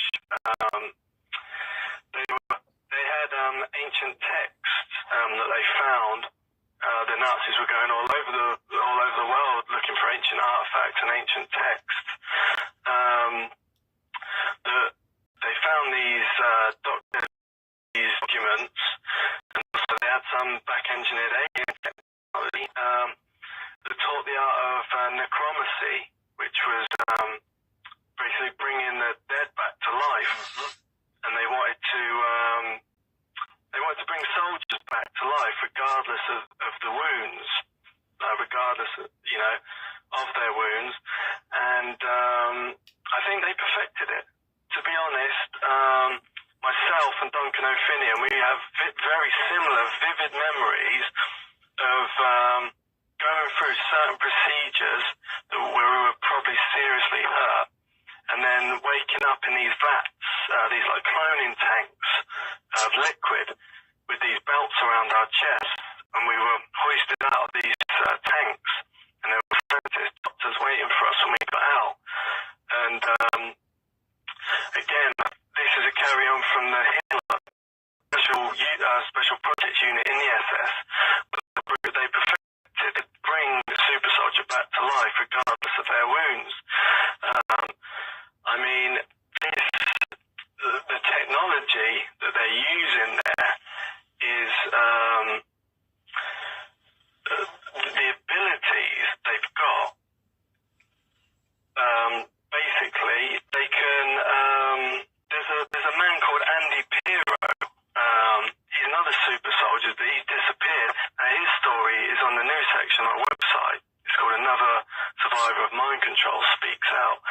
Now, he was actually shot, and the flesh regenerated itself after he was shot, and the flesh pushed the bullets out of his body. And Duncan is teleported through a solid wall, and there's been multiple witnesses that have seen him do that. Also, Duncan O'Finian was involved in a fight in this building where there was like over 40 people, and this big guy grabbed him around the throat, and Duncan did some technique. These things come out when they're in danger, and this guy lifted off the floor and flew through the air, and Duncan didn't even touch him. He did it with telekinesis. And my friend Richard, he was a special forces guy, was friendly with him, and this guy pinned him up against the wall using telekinesis without touching him, and he felt like there were two sort of magnetic pins or poles in the side of his cheeks pushing his head against the wall, and he couldn't move. And again, this is a continuation of the research that the SS and Hitler did, which they perfected. So, I mean, I hope that sort of answers the question. All right, let's take a final call. Wildcard line, you're on the air with us. Hi there. Good morning, George. Good morning, James. This is Scott calling from Eastern Pennsylvania. Sure. I was wondering if James had any comment to make about whether there were Illuminati infiltration in hospitals, because I think I saw a shape-shifting nurse when I was hospitalized, and the same hospital had like 80 murders afterwards, euthanized patients. It was a famous case in Eastern Pennsylvania, 3 different hospitals, the same nurse, which I noticed when I was in there, they were all blonde and they all were blue-eyed and they were all overweight nurses. I didn't have one brunette nurse, and one of them was really nasty. And I thought I saw a red light coming out of her eyes, but that's a whole other story. Also, you freaked me out with what you said about the internment camps and incinerators. And you guys went to commercial, and I was freaking out. What is that all about? Well, that is, of course, to burn bodies, no doubt, James, isn't it? Yeah, dissidents. Basically, the first question, I'm really glad you asked that. And I've only got about 1 minute left for you, Jim. Okay, that's very important. These NSA heavily Illuminati connected into hospitals. In the AL 499, they're taking organs and freezing them, and there's special refrigerated lorries that go underground and connect from underground base to underground base. The organs come from the hospitals, and these are being used for genetic projects.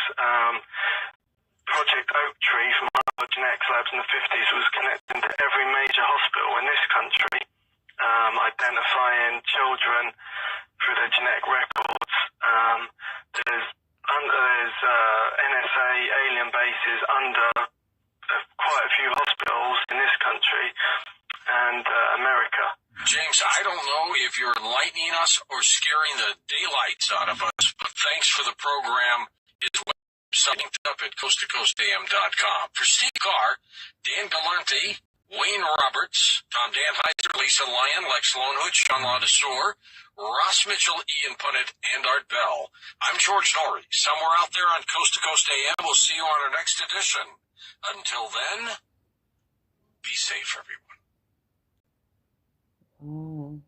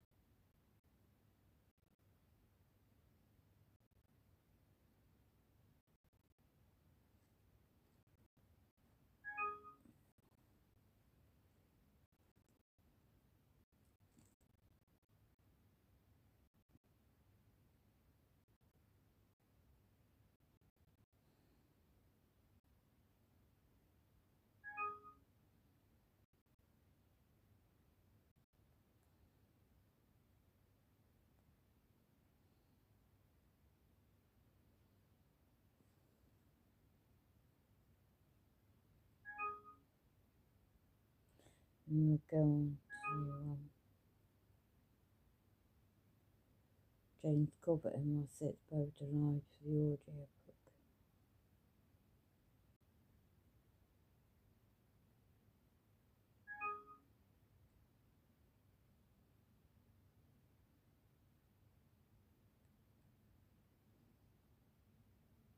James Casbolt, MI6. Buried Alive. By James Casbolt / Michael Prince. Copyright James Casbolt / Michael Prince. All rights reserved.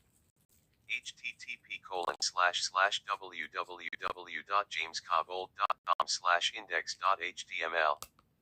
Chapter 1. Mannequin. My name is James Michael Casbolt. The following is my life and testimony.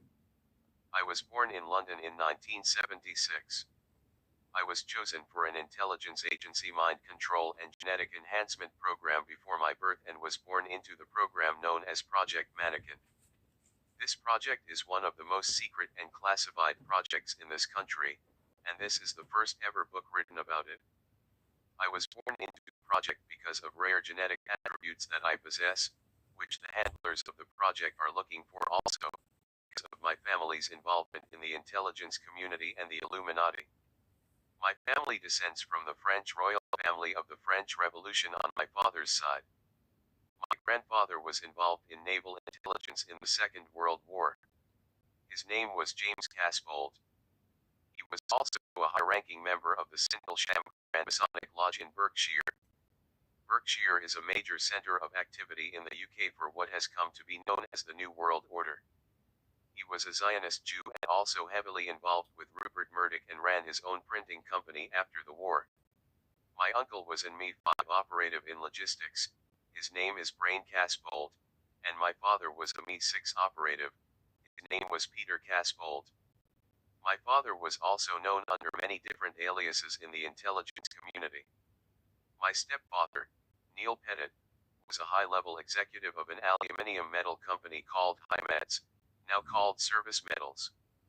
This company was based in Newbury, practically right on top of the AL/499 facility. Neil had a military defense contract with the MOD and worked underground at RAF Welford Connects underground to the AL/499. He also worked at Harwell Genetics Labs in the area and Boscombe Bay Down Military Unit in Wiltshire. Both these places are heavily connected to Project Mannequin, as we shall see later in this book. I also have a relative called Charles Casbold. Charles had so many kills during dogfights in the RAF during the time of the Second World War. There is a war hero website dedicated to him on the internet. Google Charles Casbold to see this. My father was involved in international drug trafficking operations, bringing millions of pounds worth of illegal drugs into Britain from the 1960s onward.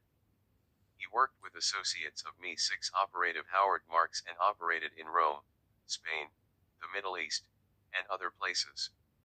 MI6 and the CIA have become infamous for this, and the drug money is known in Secret Service circles as non-appropriated funds. This money funds covered projects that need to be kept off certain official government records. Many of these issues, as well as my involvement in Project Mannequin, will be made public for the first time in this book. I have had constant death threats, and even intelligence people die in very suspicious circumstances hours before arranged meetings with me. However, the mission of getting this highly classified information to the public and exposing the people perpetuating the horrors of this medical project is bigger than me and must be made public. The disregard for human life and suffering compares with the Nazi scientists' genetic and mind control experimentation in World War II. Project Mannequin is a mind control and genetic manipulation program run by the National Security Agency, NSA. Although the NSA is officially the United States government, they run many covered black projects in many countries around the world. The NSA is fast becoming the world's most powerful secret service and is currently taking over much of the global intelligence apparatus. Project Mannequin was started in 1972 and is still being run from a 6-level underground facility beneath the small town of Peasemore in Berkshire, a few miles from where I grew up.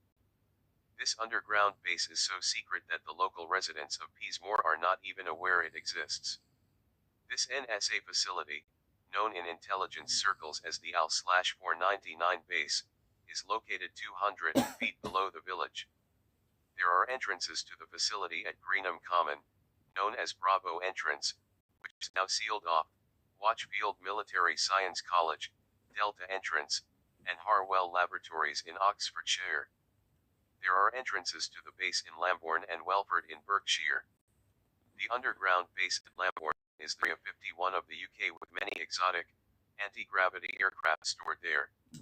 The project involves the kidnapping of targeted civilians and also certain intelligence and military people. Some of the intelligence and military personnel have volunteered for the project, but many have not.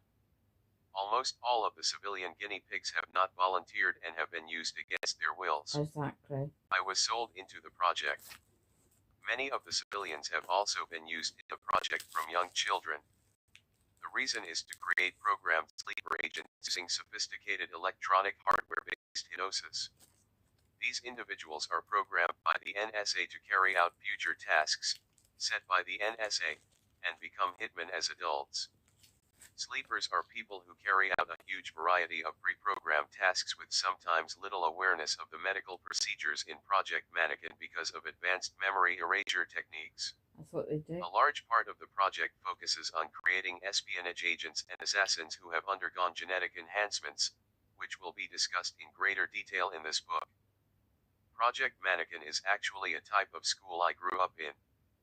I have been trained since the age of 5 at the AL/499 and other military bases around the UK. I carried out my first covert assassination for the intelligence community when I was 16 years old in Brighton. This may sound unbelievable to many people, but a vast amount of evidence will be presented in this book.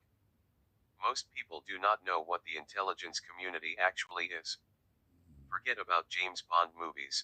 Much of the Secret Service apparatus in the UK and US is an occult, pedophile network run by corrupt factions of the illuminated degrees of Freemasonry, 33rd degree and above.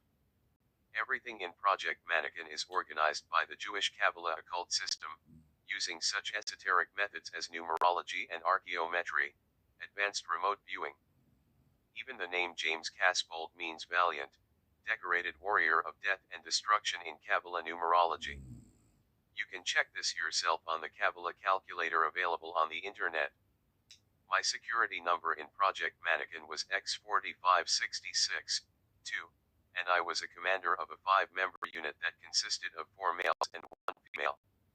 Even this was based around the Kabbalah, as the 5 members each represented one of the 5 elements: air, water, fire, earth, metal/spirit. Our assassination unit was part of a 15-member Delta team, and the team was divided into 3 units. Each unit comprised of 4 males and 1 female. I was known as Commander Michael Prince. During my visits to the AL/499 throughout my life, I was taken through the Greenham Common Bravo entrance most of the time. Sometimes other entrances were used. At the Alpha entrance in Harwell Laboratories, there is a security area in one of the buildings. This security area, A, is guarded by 2 security officers who are both armed. At this area is an elevator that descends 200 feet to security area B. The elevator has 2 sections, one for personnel and guinea pigs and one for vehicles. The second security area is larger and has 4, and sometimes 5, officers that are all fully armed. Area B has highly secure glass doors that will seal off the tunnel to the AL/499 in the event of an emergency. Security Area B has 2 vehicles in operation that travel back and forth from Harwell to Peasmore. The security officers escort all guinea pigs to, from, and around the AL/499. The medical subjects are drugged when they enter the facility. My involvement with the intelligence community goes back years, as it was planned for, as a child in Project Mannequin, that I would be used as an espionage agent when I grew up. By the time I was 18, I was involved in advanced remote viewing programs at an underground facility in London. By the time I was 19, I was involved in covered MI6 drug trafficking operations working for my father. This was in London between 1995 and 1999. My father, uncle, and grandfather also had mind control issues, and programming sites in this country where my father was programmed will be discussed in this. Intelligence-run mind control ops are usually a multi-generational thing, with each generation more easily programmed, as the genetic memory of the horrific medical procedures become more ingrained into the family's genetic makeup. In the 1950s, a genetic bloodline study was started by the NSA based at Harwell Laboratories to find suitable candidates, especially children, to be used in Project Mannequin. From this study, the project was started in 1972. However, my family may have been targeted for mind control before the 1950s. The NSA is very interested in creating genetically enhanced assassins and espionage agents who have certain inborn genetic traits such as psi/psychic ability. These genetic enhancement methods are a continuation of the Nazi geneticists and mind control doctors in the Second World War. As many people know, the Nazis were heavily into the occult, and Hitler was trying to create his Superman, which is German for Superman. This is a genetically enhanced soldier with heightened senses, intelligence, strength, and paranormal abilities such as telepathy. All of this will be covered in detail in Chapter 2. The NSA is looking for people of certain bloodlines, and these people are of Celtic/blue blood, aristocratic, genetics. Individuals with these genetics have a predisposition to paranormal/psychic ability, as these cultures have practiced psychic abilities for generations in ancient rituals that have their modern expression in Freemasonry. Therefore, it is in the genetic memory of people of these bloodlines, even if they have not practiced psychic ability themselves. There are generations of high-level masonry in my family. Individuals of Celtic blue bloodlines have an Rh-negative blood factor. This is a very rare blood type and makes up about 5% of the population. Rh-negative means oxygen is processed in the blood differently to people with Rh-positive blood. The amount of oxygen processed by the body makes all the difference in unusual abilities. This is evident in arts like Tai Chi and yoga. There are also deeper issues, which connect to the so-called ancient Nephilim of the Bible. My father's mother was a French aristocrat named Barre-Tillard. There were generations of high-level Freemasonry in the de Tillard family. The family line then went through Scotland and into this country. The Tillards have a coat of arms that is handed through the generations to the eldest son. Because of all this, my involvement with the global intelligence apparatus has been extensive. As I began to untangle myself from the project, I was directly helped by renegade factions in British intelligence and the NSA, who want to see Mannequin shut down. I was given an Umbra, one level above top secret, security clearance by the NSA faction and debriefed on deeper aspects of the program and things that changed me for life. Because of what I was told and shown, I will never be the same again. Most of this will be detailed in this book, and various official documents that have my name and number will also be included. There are both positive and negative factions in the NSA and British intelligence involved in an internal war with each other. In fact, the whole global intelligence community has descended into chaos with much infighting going on between rival factions, often in the same organizations. I was also given some technology that was created by the NSA in the 1960s, which opens up neural pathways in the brain to recover memories that have been suppressed in the mind control projects. Amongst other things, I have been provided with highly classified documentation that teaches how to control your own brain waves and master and take control of myself instead of the project controlling me. Brainwave control is a large part of Project Mannequin, and people breaking free of it need to be able to control their own brain waves. These self-mastery methods I have taught are similar to very advanced meditation, but using machines and advanced physics created by PhD biophysicists. I am now 31 years old, and around this age, the neural pathways in the brain that hold back memories of mind control procedures often begin to open up, and the victim begins to remember in detail what happened to them in the facilities where the procedures occurred. Often, a sleeper is killed before their 30th birthday because of this.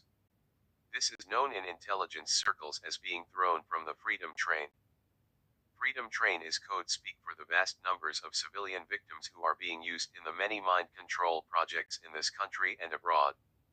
Specific programs that hold instructions for tasks, and even enhanced abilities, are installed into Project Mannequin victims' memories. In the project, you are taught things like how to access psi ability and how to tag a room, a person, a vehicle, etc., advanced combat, crowd control, psychological warfare, torture and interrogation techniques, etc. This information is stored in compartments in my mind that only the handlers of the project had access to and could bring forth using hypnotic triggers.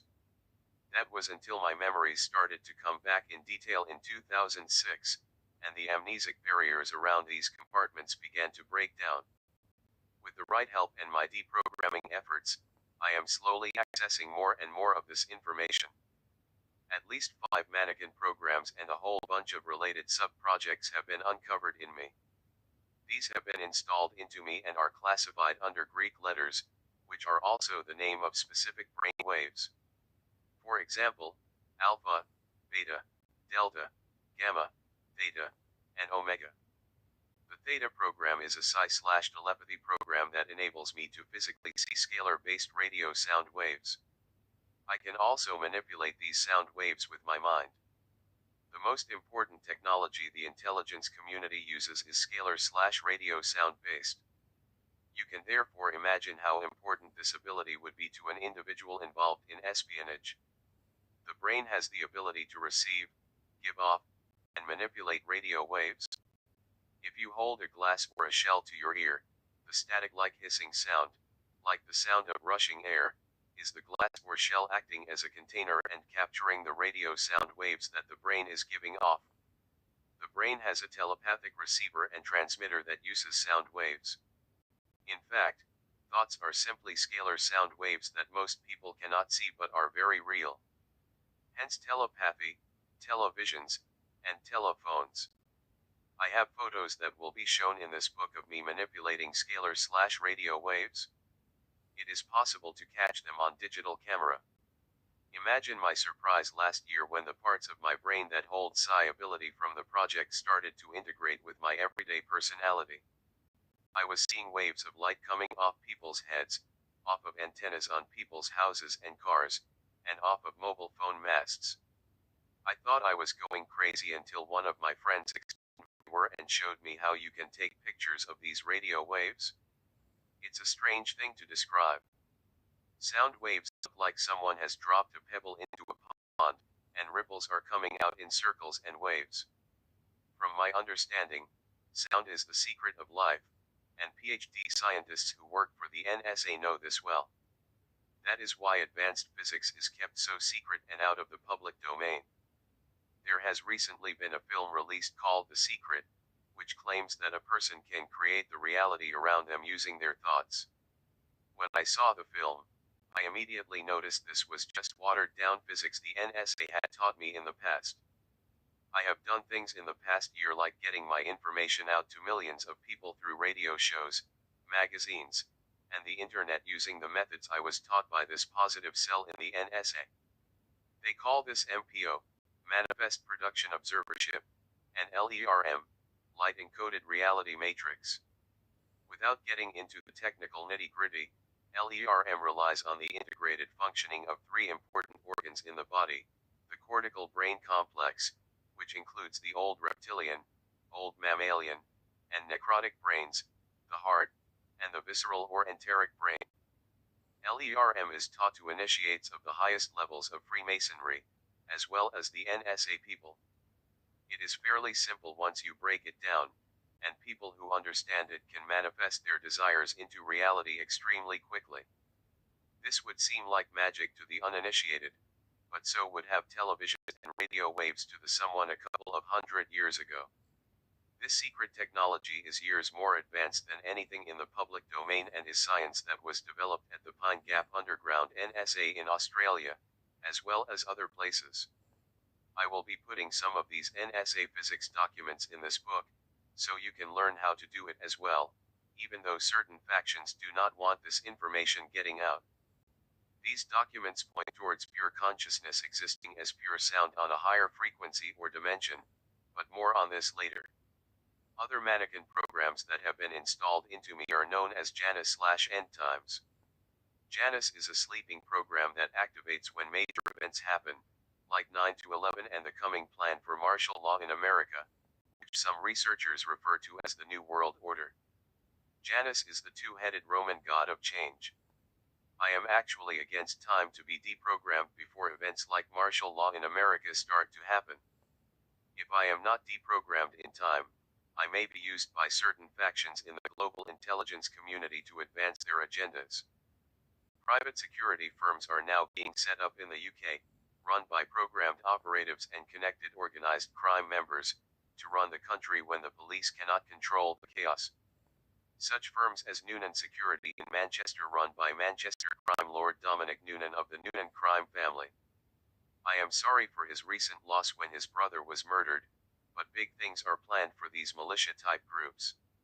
An ex-Secret Service friend of mine, who I will refer to as Carl, was even in the process of setting one up in Cornwall with ex-hitmen on the payroll.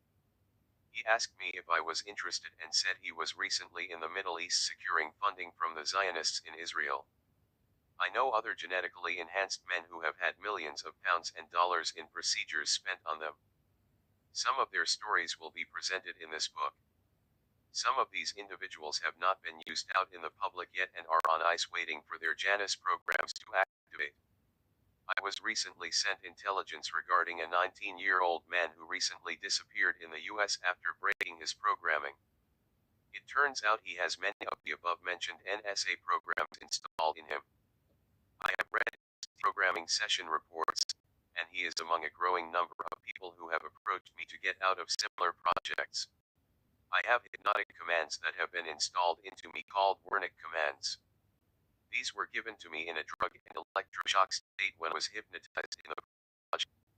Some of these Wernicke commands, put in me by NSA doctors, are: this is not happening, never talk about this or people will think you are crazy, if you talk about this people will hate you, this is all a dream, this is a movie, if you start to remember you have a panic attack, if you start to remember you will die. Mind control is just that, total mind control of an individual so they can be triggered into doing anything the handlers instruct. These programs can be activated using hypnotic triggers such as keywords and phrases, and patterns with certain and long radio waves that activate tiny microchips injected in the body. There are photos of some of these chips in this book. The cranial implant I had in 1988 when I was 11 years old was an old Tetra series device. I have now been upgraded but was not told the name of the piece of hardware. As long as the hypnotic trigger is in the right sequence, the sleeper can be activated. Sleeper agents can be activated for tasks over the phone, as well. The following is a procedure used by Project Mannequin to set tasks and upload data into cranial implants that victims of the projects have been installed with. This is done by computer at the AL/499. Pre-programmed tasks for sleepers have been installed into the base's security computer years ago, as the project has a life plan for individuals to advance its agenda. This information was given to me by Barry King, a former AL/499 security officer. 1. Base security computer finds individual's phone number, and dials. 2. Assume the individual answers the phone. Hello. 3. Base computer then checks voice print, if matched, then continues. 4. Electrical code signal is sent down the phone line to activate the microchip inside the individual's body. Once this happens, the person is hypnotized and in a trance. A code is then relayed over the phone. This is an example of a real mannequin code: Lima 1 1 7 2 Bravo Mike. 5. The individual awaits further code and instructions. 6. A second electrical signal is sent down the phone line, followed by the remaining code. The puppets are mobile, and it is we who pull the strings. 7. The individual is now fully primed and ready to either receive or send data and receive task details. If someone else answers the phone and the base security computer does not recognize the voice print of that person, then the call is terminated. If an answer phone is on again, the call is immediately terminated. As I said, you can be tasked to do anything, so it is very important to be deprogrammed. This is not easy, though, because when one layer of programming is uncovered, another one is usually found underneath it. It can take years to strip away the layers, as so many programs are present. The White Tiger program is a combat program that uses martial arts, and it automatically kicks in if I feel threatened. I have been practicing martial arts since I was 6 years old, as my mother would force me to go to karate as a child. In Project Mannequin, if one family is being used, then all of the other immediate family will be, too, to a lesser degree than the targeted person. This is a security method, otherwise the close family would realize something is very wrong with the targeted person and start to investigate. I have a 9th Q grade in Shotokan Karate, a 6th cup in Taekwondo, and have years of experience in boxing, kickboxing, and Kung Fu through training at many different clubs in Reading and Cornwall. I also fought a French kickboxing champion in Coventry in the 90s, which I have on film, and have got the better of highly ranked boxing and judo champions in full contact sparring sessions. In one sparring session in 1998 when I was 21, I threw and solidly connected with 4 punches in just over a second. I have this on videotape and will be releasing it along with other footage on my website. There are many different types of agents in Project Mannequin, with different types of abilities. There is what is known as Type A and Type B, for example. Type A is a genetically enhanced human designed for combat with espionage capabilities. Type B is designed for espionage with combat capabilities. I am a Type B in the project. One of the first memories I have of the base from childhood was as follows. I was drugged at the time and the memory is still very hazy. When we arrived, I was taken into lab and strapped into a seat that looked like a dentist's chair. There was a large screen in front of me, and I was injected with another drug. I later found out the name of the drug. It is an accelerated learning drug called scopolamine. Another drug is also used, called ethanol C. One man stood to the left of the chair, and another man stood to the right. They were both dressed in lab coats. The man on the right said to me, "If you forget everything we've told you, try and remember one thing. He'll try and convince you that pain feels like pleasure." He pointed to the other man when he said this. Images then started to appear on the screen in front of me, and I do not remember anything after that. I managed to track down a man called Barry King, who was a former security guard at the Al/499 underground base, and went to visit him at his house in Essex. Barry showed me a diagram of these programming seeds, which the NSA refers to as trip seeds. A copy of Barry's trip seed diagram is in this book. I had never heard the seed referred as this before I became familiar with this man. The diagram he showed me was exactly as I remember the seat I was programmed in. There are computer banks to the front and rear of the trip seat and a control console in a room at the back and to the left of the trip seat. 2 seats, which the programmers sit in, are in this room. This security officer witnessed many of the strange things I saw in Project Mannequin. Not least, small military biorobots that are part machine and part organic, known as PLFs, programmable life forms. These are short, gray-colored beings used for many in the project. The PLFs are developed in 3 stages, and each stage has its own section in the base. There are up to 500 stored at any one time, and these are used in the Al/499 and also shipped to various military bases in this country and overseas. The development between stages is rapid, is approximately 3 months. Depending on what the PLFs are being used for, they have 3 fingers and a thumb, and some have 4 fingers and a thumb. Again, sketches by Barry King are provided in this book of the PLFs and their storage areas. At many points in the project, I endured intense and horrific torture known as pain-pleasure reversals. This played a large part in the mind control and memory erasure procedures. This will be discussed in greater detail, and the reasons for this outlined. Because of this, I have parts of my mind that are buried alive in my subconscious. This, along with the fact that the procedures occurred underground, is the reason for the title of this book. The memories that I have uncovered about my part in the project are only the tip of the iceberg.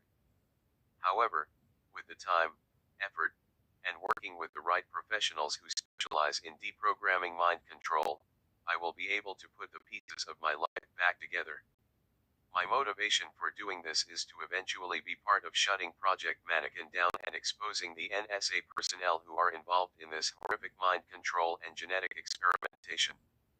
I did not volunteer for this, and the people running the project, such as Mr. Whitmore, former head of the project, codenamed Sentinel, Mr. Sams, head of security, Mr. Hodge, Dr. Pearson and Dr. Perkovsky, Commander Clavius and Commander Breaker, as well as the new generation of scientists, doctors and torturers, will pay dearly.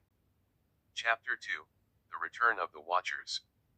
The reason this book is the first of its kind is because, along with my testimony, it includes official letters of recommendation and verification from high-level operatives in the intelligence community. One of these men is a member of the 33rd degree of Zion Illuminati. He holds an Umbra, 8 levels above top secret, NSA and DOE, Department of Energy, security clearance, which only 500 people in the US hold, and works in various military bases in Tennessee. I am considered a military genius, their words not mine, by certain members of the intelligence apparatus for my high level of accuracy in remote viewing vectors. I have recently completed RV work for Lincoln, my Illuminati contact, and a section of British intelligence. My vector intention was set at 2 locations. 1. NSA headquarters at Fort Meade, Maryland. 2. An underground facility in Oak Ridge, North Carolina. Both sessions were confirmed as accurate by the Black Ops community and mentioned in the letter by Lincoln. Other recent RV sessions that received feedback as very accurate include 3. An underwater facility off the coast of Corfu in 3. 4. The Chrysanthemum Underground Biogenetics Facility in Dulce, New Mexico. Even with Lincoln's high security clearance, he has come against a brick wall when attempting to access my Project Mannequin files.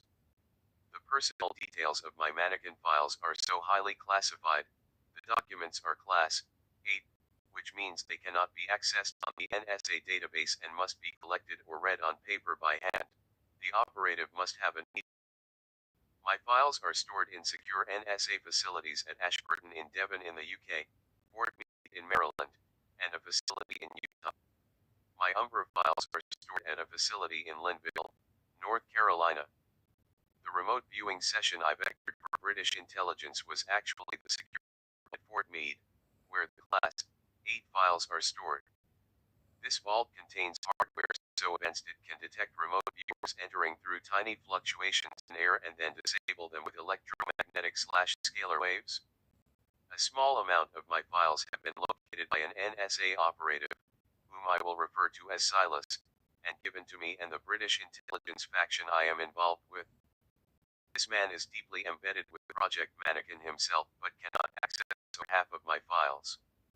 The people running the AL/199 facility in Berkshire and the connected underground bases are a hardline military regime that is ultimately a religious cult centered around the corrupts and Rosicrucians.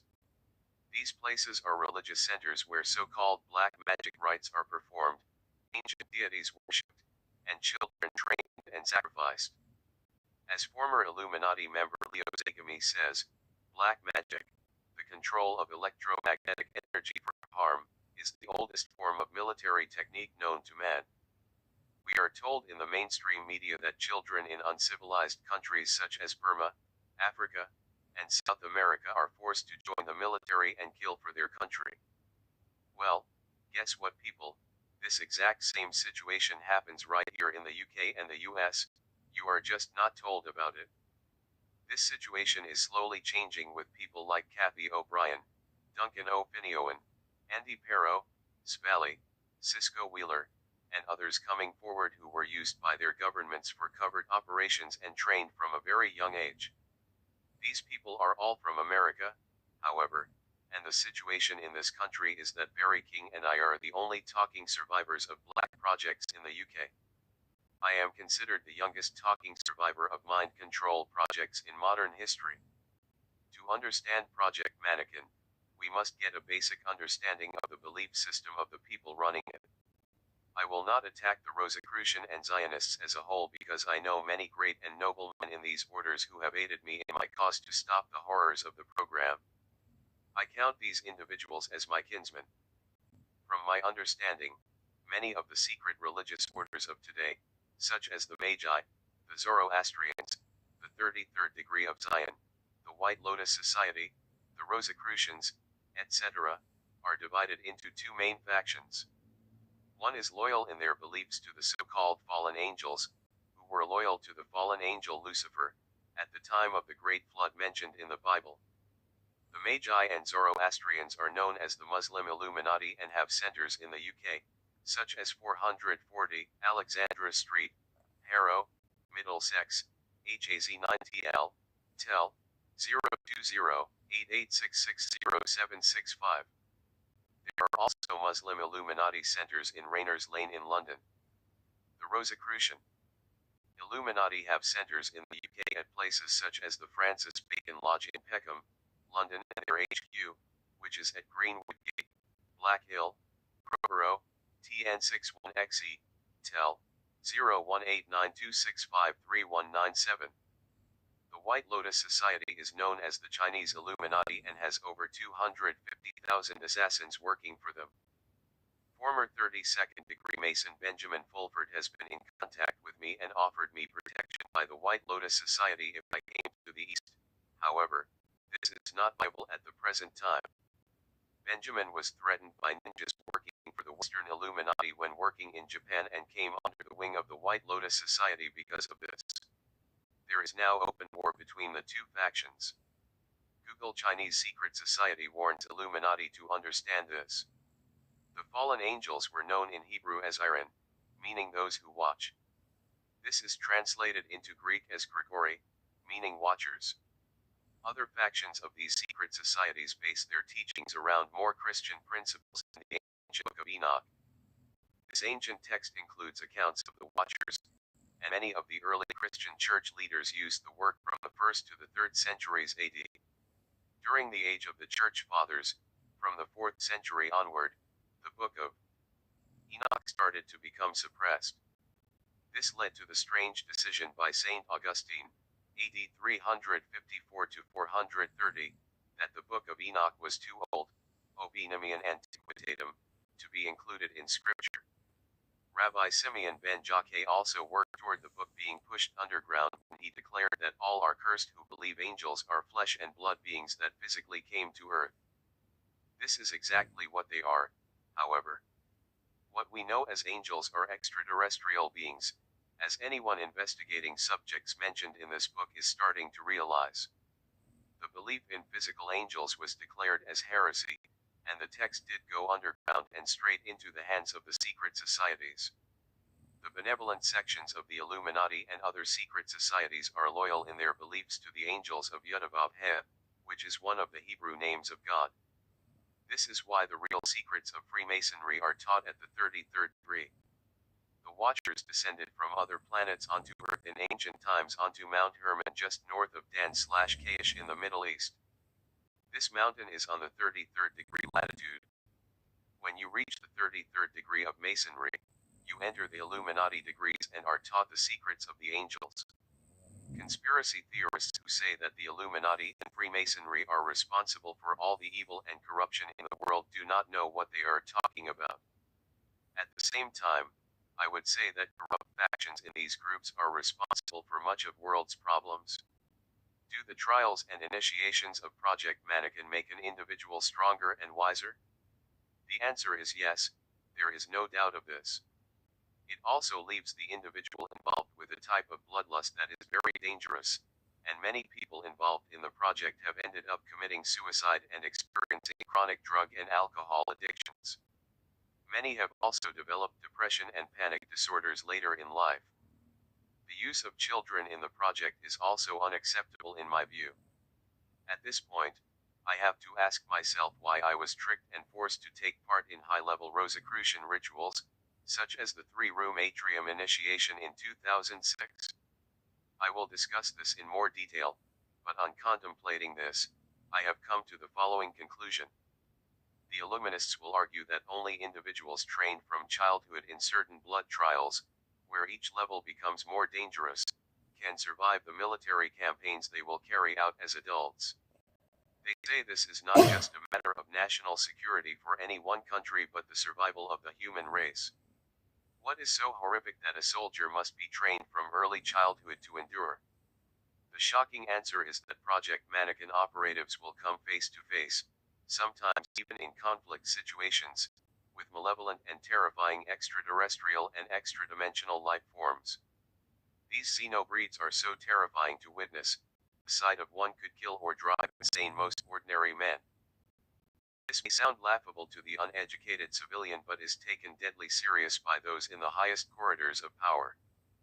This happened in the 1960s during the infamous Tulsi battle, when scientists at the genetics facility were taken hostage by reptilian-like extraterrestrial life forms who had been working with the U.S. government underneath the New Mexico desert. The Special Forces teams who went in for the attempted rescue had to be hypnotized and drugged to cope with the situation. Keep an open mind, and read the following evidence. Arm yourself with the truth, as this situation has now come to a head on this planet and will be in your face in the upcoming years. As my friend Ronnie McMullen says, the truth stands by itself, all alone. The truth needs no help from anything or anyone to be absolute. Some things are facts, and the following is the absolute truth. In 1945, the infamous Project Paperclip was started. This program was run by British intelligence and the American organization called the OSS, Office of Strategic Services. Paperclip involved bringing the leading Nazi scientists in mind control, genetic engineering, and other technological areas to America and Britain after the Second World War. The CIA was created 2 years after this in the American National Security Act of 1947 to handle the massive number of mind control, cloning, and other covert projects that were born from Paperclip. The NSA is the sister organization to the CIA and is now a more powerful entity. 1947 was also the year of the Roswell crash and when Israel was formed. A year later in 1948, a genetic bloodline study was started in Britain to locate gifted children to be used for espionage by the intelligence community.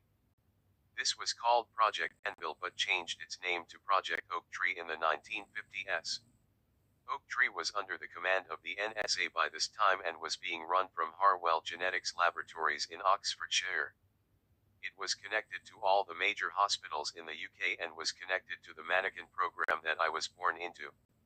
Mannequin was started in 1972 at the Pease Emore base near where I grew up in Tilehurst, Berkshire. Project Oak Tree was actually set up to locate the descendants of the tribe of Dan, which is the so-called lost tribe of Israel.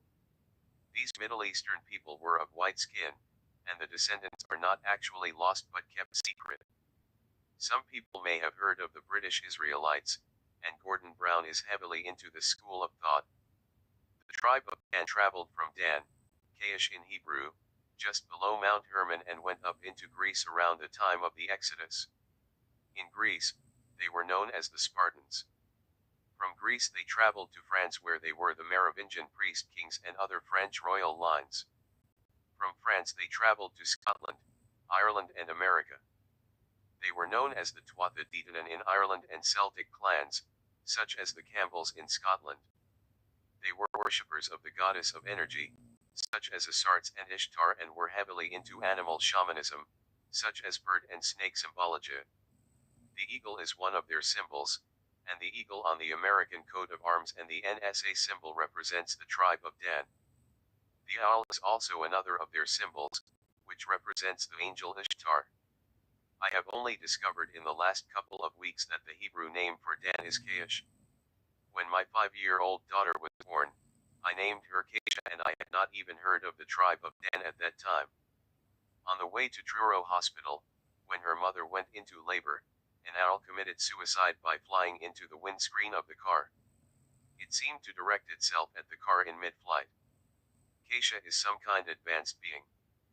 There is a photo of her as a baby projecting a yellow beam out of her third eye/forehead area as she concentrates on a spot on the wall. This photo will be included in this book. This is a very holy bloodline with powerful psi abilities. The Luciferian religions believe that by abusing children and people of this bloodline, they are directly attacking God. The Watchers had good and evil amongst them. Archangel Michael is named as a physical watcher in the Middle East in the Dead Sea Scrolls. The battle between the sons of light and the sons of darkness is mentioned in this work. This battle still rages today. Some say Project Oak Tree was ultimately looking for the human descendants of the Watchers. We have to ask ourselves, why are the 12 tribes of Israel so important, and who physically seeded these bloodlines? The answers we are given by the religious institutes of the world, such as they are God's chosen people, will not suffice anymore. People ask, why are they called the Watchers? The answer seems to be because of their ability to project their consciousness out of the body and perform an ancient form of advanced remote viewing. Chapter 3, The Modern History of Behavior Modification. By the 1970s, a huge number of mind control projects in Britain and America were underway, as they became rampant and started to affect many areas of society. During the Second World War, the Nazis were involved in creating genetically enhanced soldier psychic ability, such as telepathy and telekinesis. They were known as Übermen, which is German for Superman. They were basing their new man on a race of warrior Pleiadian humanoids they had come into contact with from Aldebaran. The German scientists developed a technique at the concentration camps known as trauma-based mind control. They discovered that if you could systematically traumatize an individual, particularly before the age of 5, their mind would shatter into different parts, which the German doctors called alters. When the torture or terror becomes so intolerable, a person's mind will dissociate itself from the pain and the alter will be created. These alters can then be programmed by the torturer to carry out almost any task. From my understanding, the limit is reached when operatives are ordered to kill their own children. Old occult books were researched, such as the Egyptian Book of the Dead and the Necronomicon. The Nazi scientists also discovered that when an individual was traumatized and tortured, they developed almost superhuman abilities, such as huge pain tolerance, photographic memory, and psi abilities. The ancient rites of Satanism were often used, and these rituals usually involved snakes. Through my own experiences and talking to other survivors, a common theme is coming up time and time again: being bitten by poisonous snakes in rituals to transmute the poison and enhance the immune system. American Indian shamans also practiced this. Much of the project involved being taken to the point of death and then revived.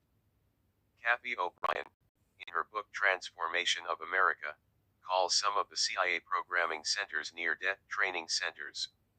The snake rituals often finish with the participant being buried alive with their fear.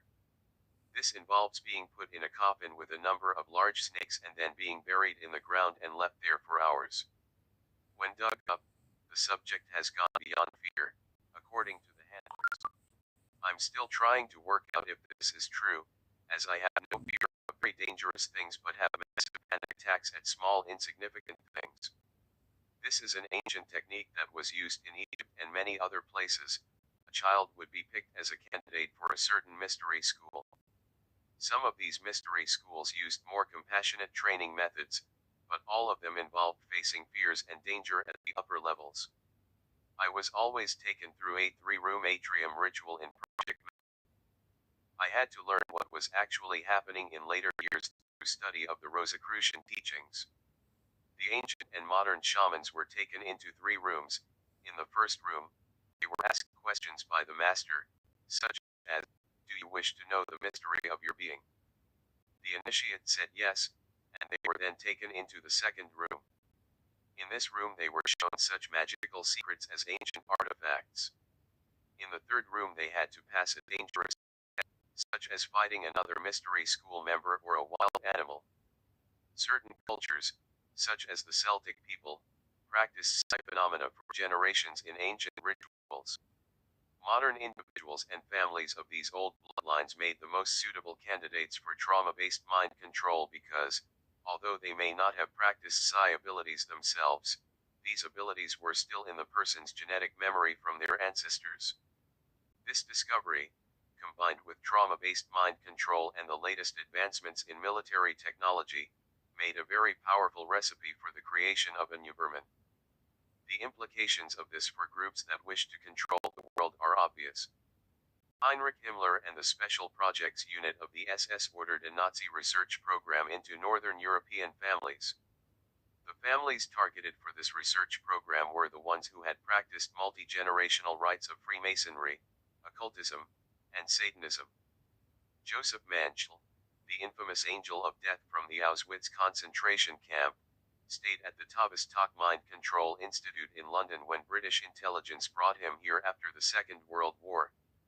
One of the main projects at the Tavistock Institute was to find the breaking point of human beings.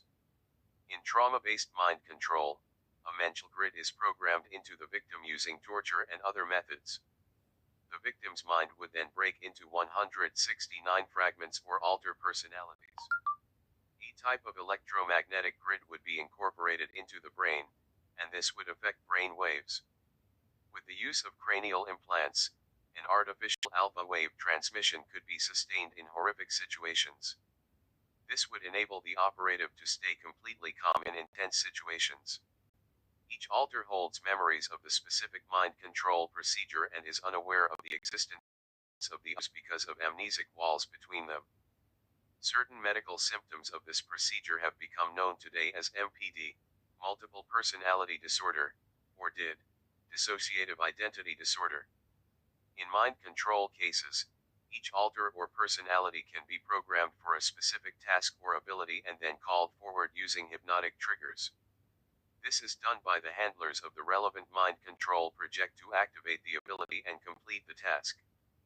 These alters are also programmed with post-hypnotic suggestion to forget the task afterward. Only the handlers of the mind control can call forth the different alters, as only they know the correct hypnotic codes, triggers, and keys to do this. If the mind control victim is a sleeper, a civilian who lives in the public community, even the closest family members of the person will have no idea that they are dead. In rare cases, an individual will realize their mind has been tampered with in one of the vast numbers of government mind control projects and seek help to deprogram their alters. This is possible with hard work and the right kind of professional help. The true origins of trauma-based mind control. Now the next question is, where did the Nazis acquire the super advanced technology? Here we get into an even more sensitive area and go deeper down the rabbit hole. Over the years, many victims of these mind control projects and government personnel have reported witnessing different types of what can only be described as non-human creatures in various underground facilities around the world. I certainly saw very strange things when I spent time at Peasmore and other underground bases. I've lost count of the number of testimonies I've been told from intelligence people who have worked in various underground facilities and witnessed non-human creatures. This begs the question, are these creatures some kind of strange human-animal hybrid or other military genetic creations that were carried on from the Nazi genetic manipulation work? Or, are they extraterrestrial beings from different planets and star systems? The simple answer is both. My colleagues and I have witnessed and communicated with these beings up close and personal. For a greater understanding of the ET situation on this planet, it is important to understand that the upper levels of the German Nazi government, the US government, and the British government were not only aware of ETS at the time of the Second World War, but were actively working alongside them. This had been going even before the Second World War in the 1930s. The following is a brief summary of the modern history of government involvement with ETS, extraterrestrials and government treaties. On July 11, 1934, the first treaty between the beings, which have become known as the Small Greys, approximately 3.5-foot gray beings with large wraparound eyes from the Orion star system, and the U.S. federal government, under President Franklin Delano Roosevelt, occurred aboard a naval ship at the port city of Balboa, Panama. This was one of the most important events in human history because it thrust us into a role we were not prepared for as regards becoming host to a malevolent, extraterrestrial race. Although there are benevolent Zayden Greys, these entities did not have humanity's best interests at heart. The US government completely disregarded the Constitution of the United States by doing this and not telling the American people. It was here that the agreement was first made between the Greys, who were actually representing a race of reptilian-like beings from the Draconis star system, and representatives of the U.S. intelligence community. The treaty stated that in return for the Greys providing high technology, the U.S. federal government would allow the Greys to proceed unhindered with human abductions for use in an ongoing ET genetic program. The Americans stated they would only agree to the terms if a list of abductees was provided to the government and the abductees returned unharmed with their memories of the event erased. The Greys provided anti-gravity devices, metals and alloys, environment, energy, and medical technology in return for this. These Greys basically said they would provide this hardware in exchange for being allowed to infiltrate human society on all levels. This they did and started to replace important world leaders with clones under their control. 7 years after this treaty, in 1941, the Greys approached the German government and Hitler. A treaty was then arranged with the Nazis. The Greys offered mind control and other technologies to the Germans, and in return wanted human subjects to conduct their genetic experiments on. The information I have is that Hitler told the Greys they were not to touch the German Aryan people but could do what they wanted with the people in the concentration camps. In the last century, Germany and America have been the main areas of Grey and reptilian invasion, as you can see by the vast amounts of people going missing in America lately. This is why the Nazis were so involved with cloning technology and experimentation on twins. Approximately 20 people in the US and Germany at the time would have been directly involved in the Grey/Human treaties. The information was kept on a strictly need-to-know basis within the governments and secret services. Little has changed regarding Grey, government, and concentration camp issues. We now have the Grey, Draco-reptilian, and government sellouts in Britain and America who are torturing test subjects as we speak, installed into underground concentration camps. Many missing people end up in these facilities and are used as slave labor and test subjects. There is a large underground concentration camp under Salisbury Plain in Wiltshire. Most of these evil places are built on sacred land, such as Stonehenge, to distort the vortex centers. I went to this facility in 2006, taken there by a Delta Special Forces team by plane, and witnessed some of these martial law experiments. One of my former NSA/DO contacts was named Dean Warwick, who died on stage in suspicious circumstances at the Probe International Conference in Blackpool. Dean worked at the Los Alamos and Alamo Gordo underground facilities in the New Mexico desert. Dean also worked at an underground facility in Hawaii. He saw Greys and reptilians walking around at the Los Alamos facility and also witnessed human test subjects in cages there. Employees at these facilities go through a process known as desensitization before they are allowed in the high security areas, where they may come across ETS and disturbing tests going on. In desensitization, the employees are injected with such drugs as scopolamine, an accelerated learning drug, and shown footage of ETS and horrific scenes of torture and death to enable them to withstand the things they will see. It is mostly the short Greys that employees of underground bases will come across, as the Draco reptilians keep themselves away from human interaction most of the time. Sometimes, however, an employee will wander down a wrong corridor and see a reptilian. This happened to Dean Warwick, Barry King, and Lincoln. Dean was subcontracted by the NSA in the late 1980s and worked for them until 1992. He was a senior electrical engineer at the Los Alamos facility. He told me there are now over 4,000 underground bases worldwide and many of them have ETS in the high security lower levels.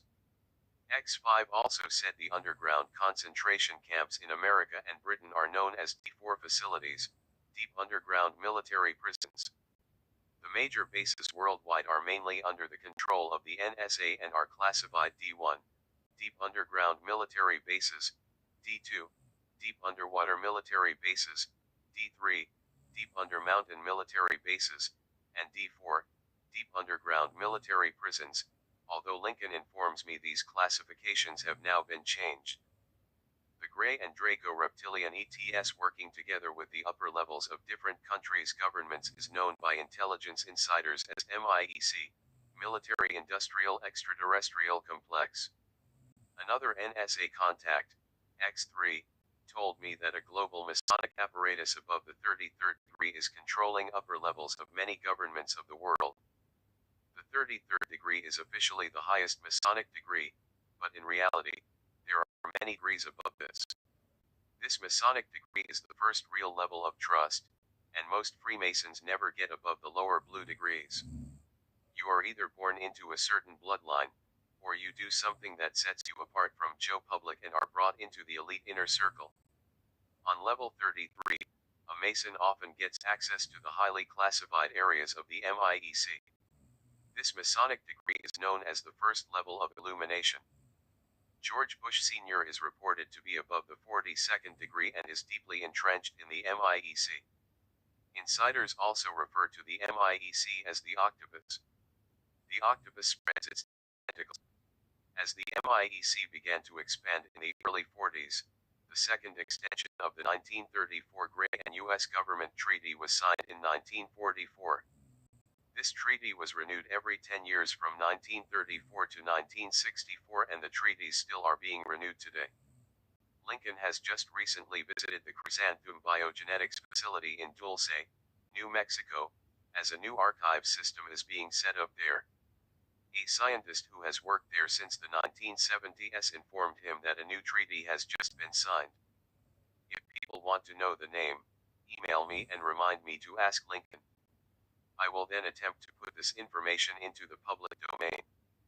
Dr. Dan Burisk of Area 51 informed the public that one of the more recent treaties goes by the code name of Tau with a specific number after the word. I was given permission in writing by a rep of Majestic to approach Dr. Burisk face-to-face in Las Vegas to discuss a biowarfare test I saw conducted on civilians at the Wilshire Underground facility. The rep informed me it was inappropriate to discuss this over email. At the present time, August 15, 2008, I still have not made contact with Dan, although I would like to at some point. There was also a meeting between Majestic and Lincoln in North Carolina, and permission was given for him to work with me. After 1944, much infighting and chaos broke out in the human government factions of the MIEC. Factions that were loyal to the people of the planet were battling it out with factions that didn't care about the people and just wanted as much technology as they could get their hands on. As well as assassinations and cover UPS, the most important part of the battlefield was information warfare.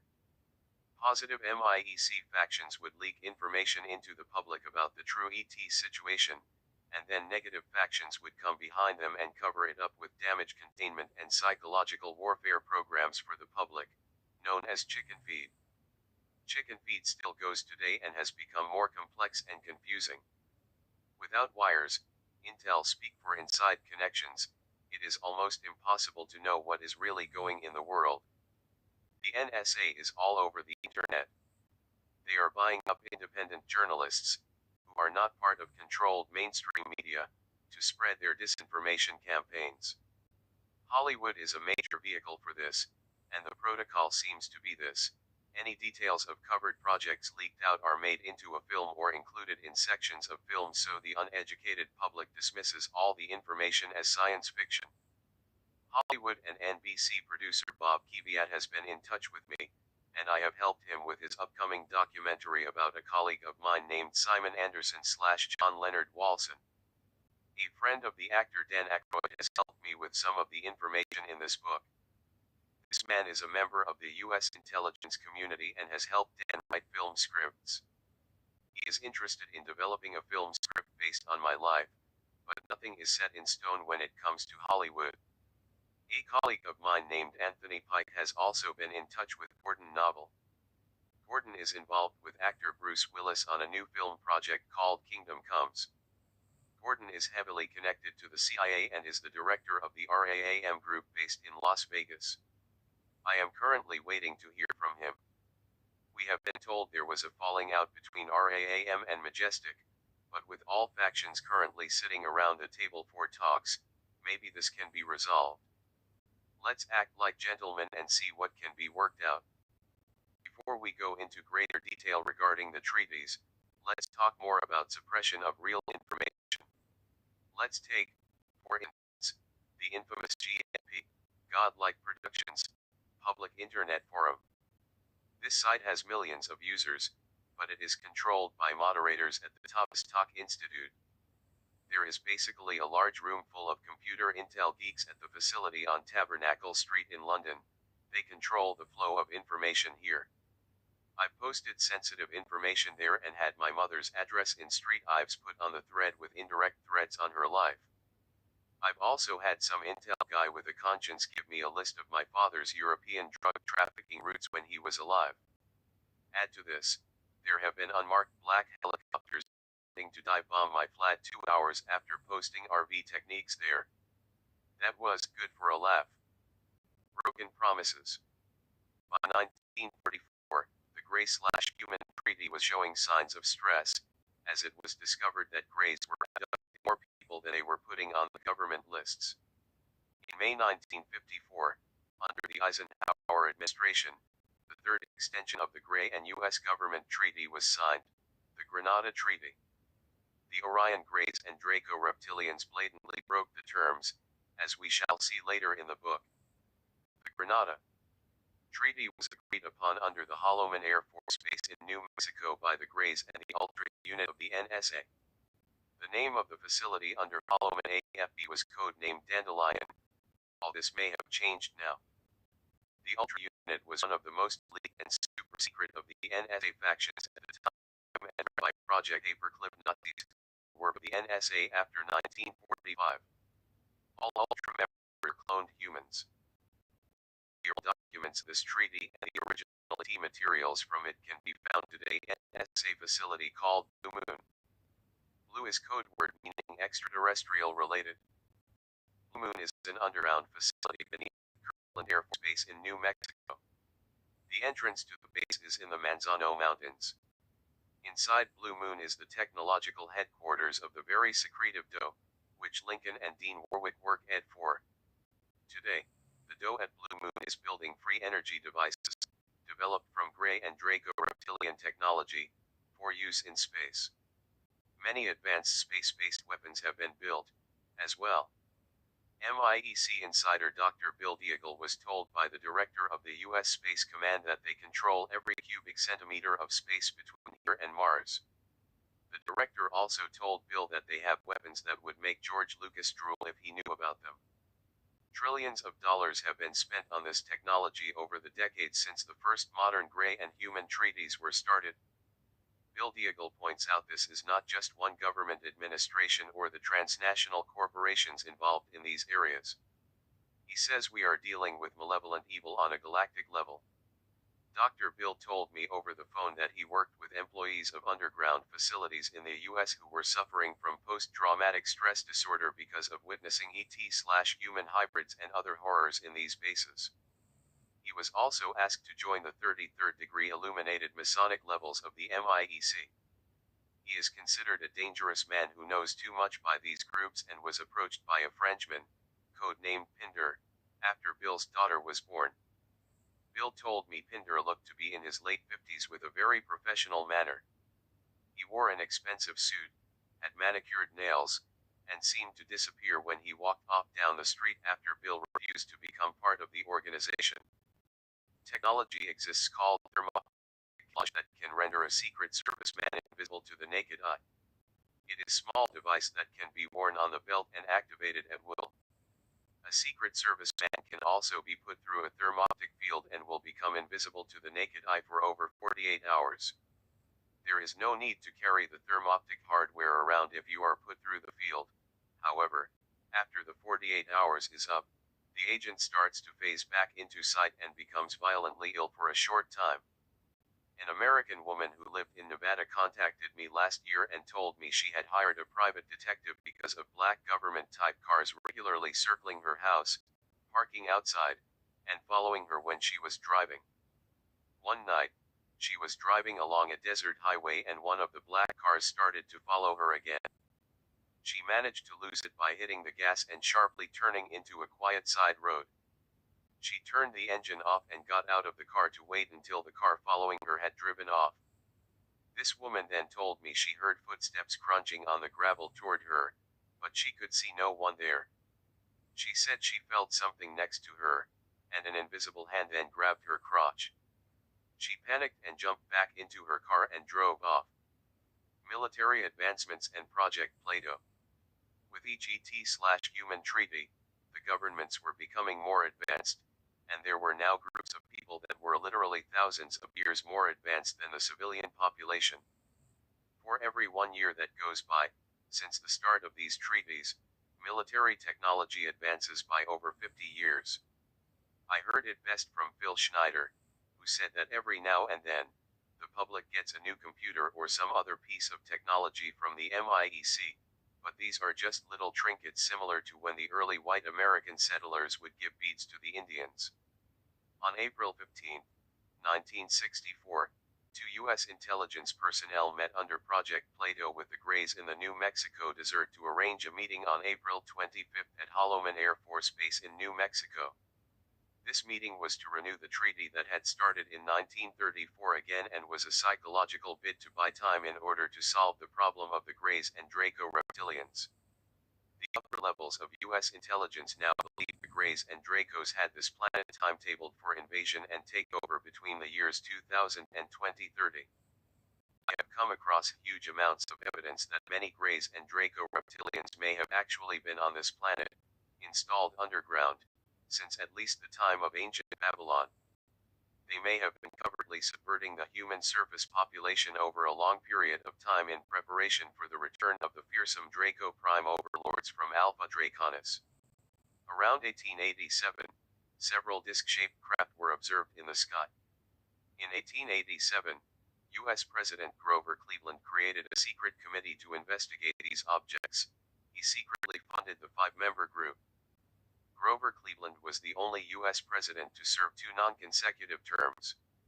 He was the 22nd and 24th president of the United States from 1885 to 1889 and 1893 to 1897. A team run by the 5-member group called the Suits, as they wore black suits, questioned many eyewitnesses. Members of the press were contacted and asked not to report the sightings to the public. John G. Carlisle, Speaker of the House, headed the 5-man committee and he advised the president not to release the information until the facts were understood.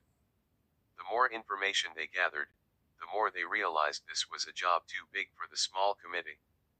Benjamin Harrison became the 23rd president, and John Carlisle retired as Speaker of the House to devote his time to the strange disc craft. The secret committee then became a secret division of the U.S. government called the Central Group. The Central Group's headquarters was set up in tunnels below Washington, D.C., code-named the Land of Nod. Most of the federal government did not know about the Central Group.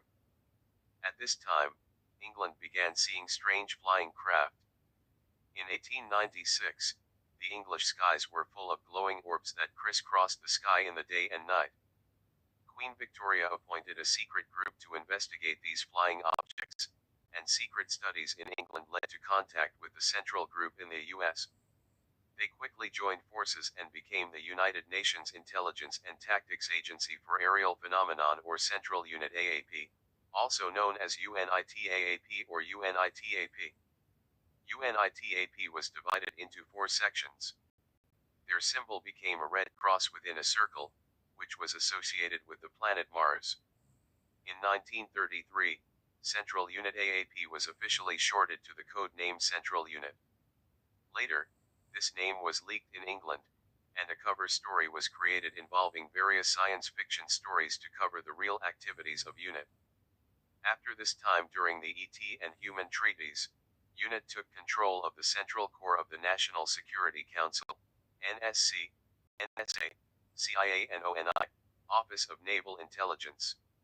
Other study groups were then hired to get deeper into the flying disc matter, such the Jason Scholar Group, Project RAND, and Page Research.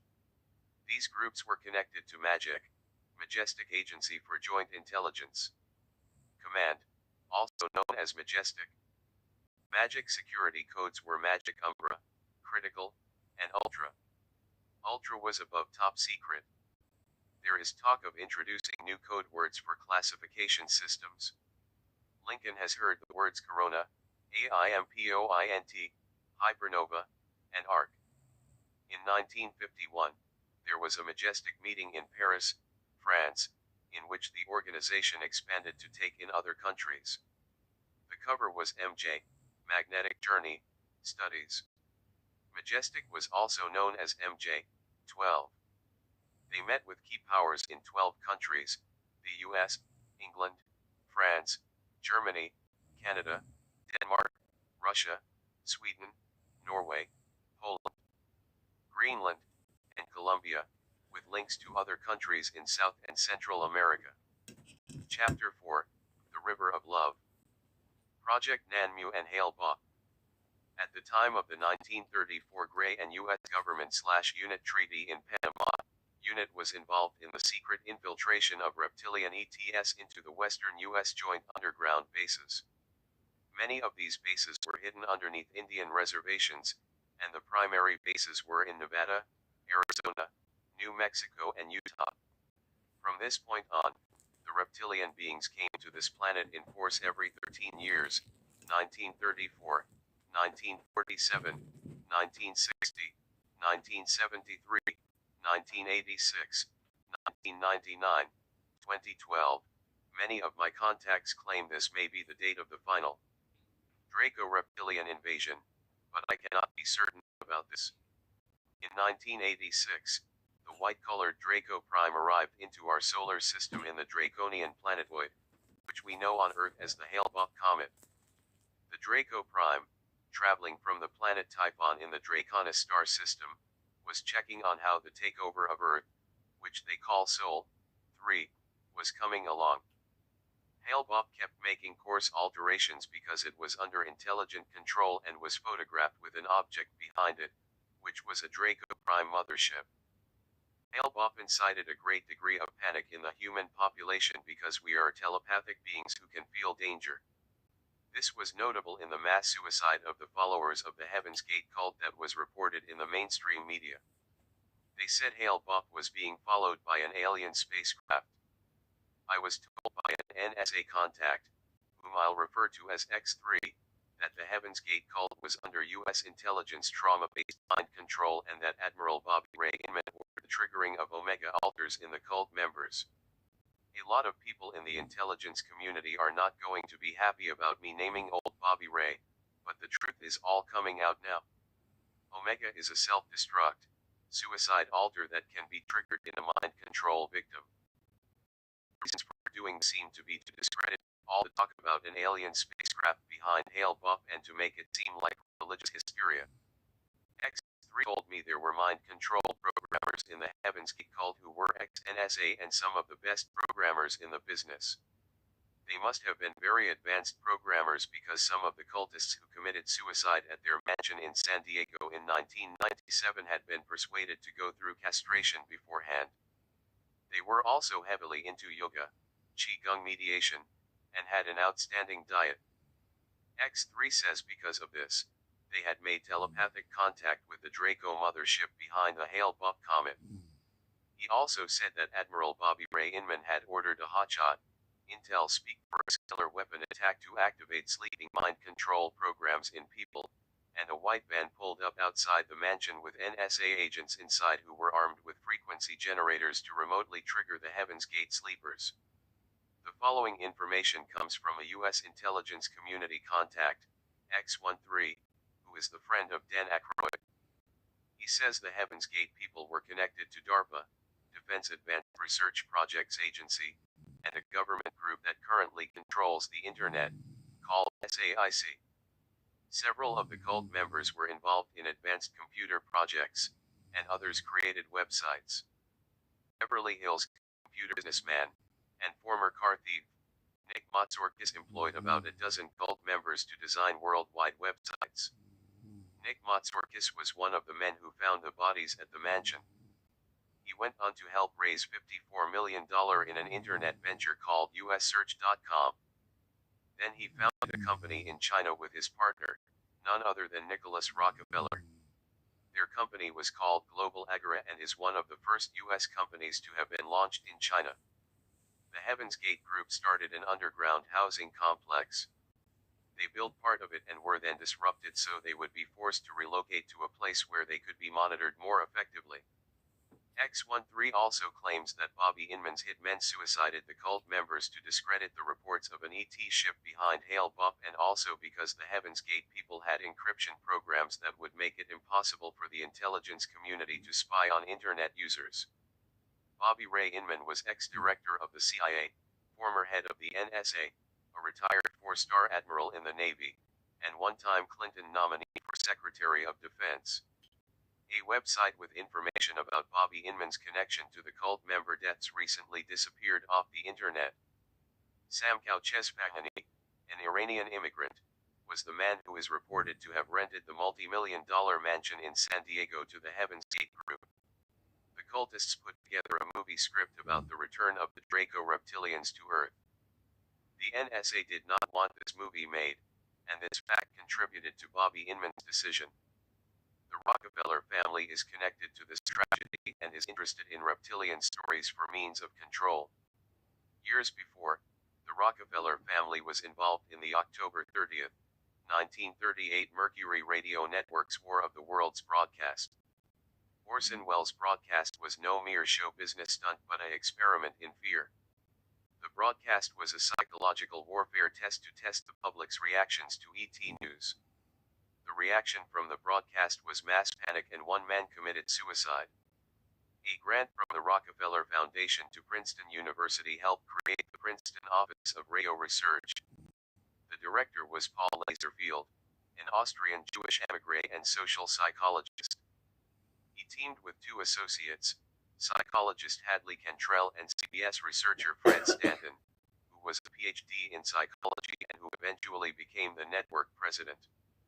One of the men who found the bodies of the 39 cultists arrayed in neat rows on a balmy afternoon, Nick Matsourakis, became instantly famous.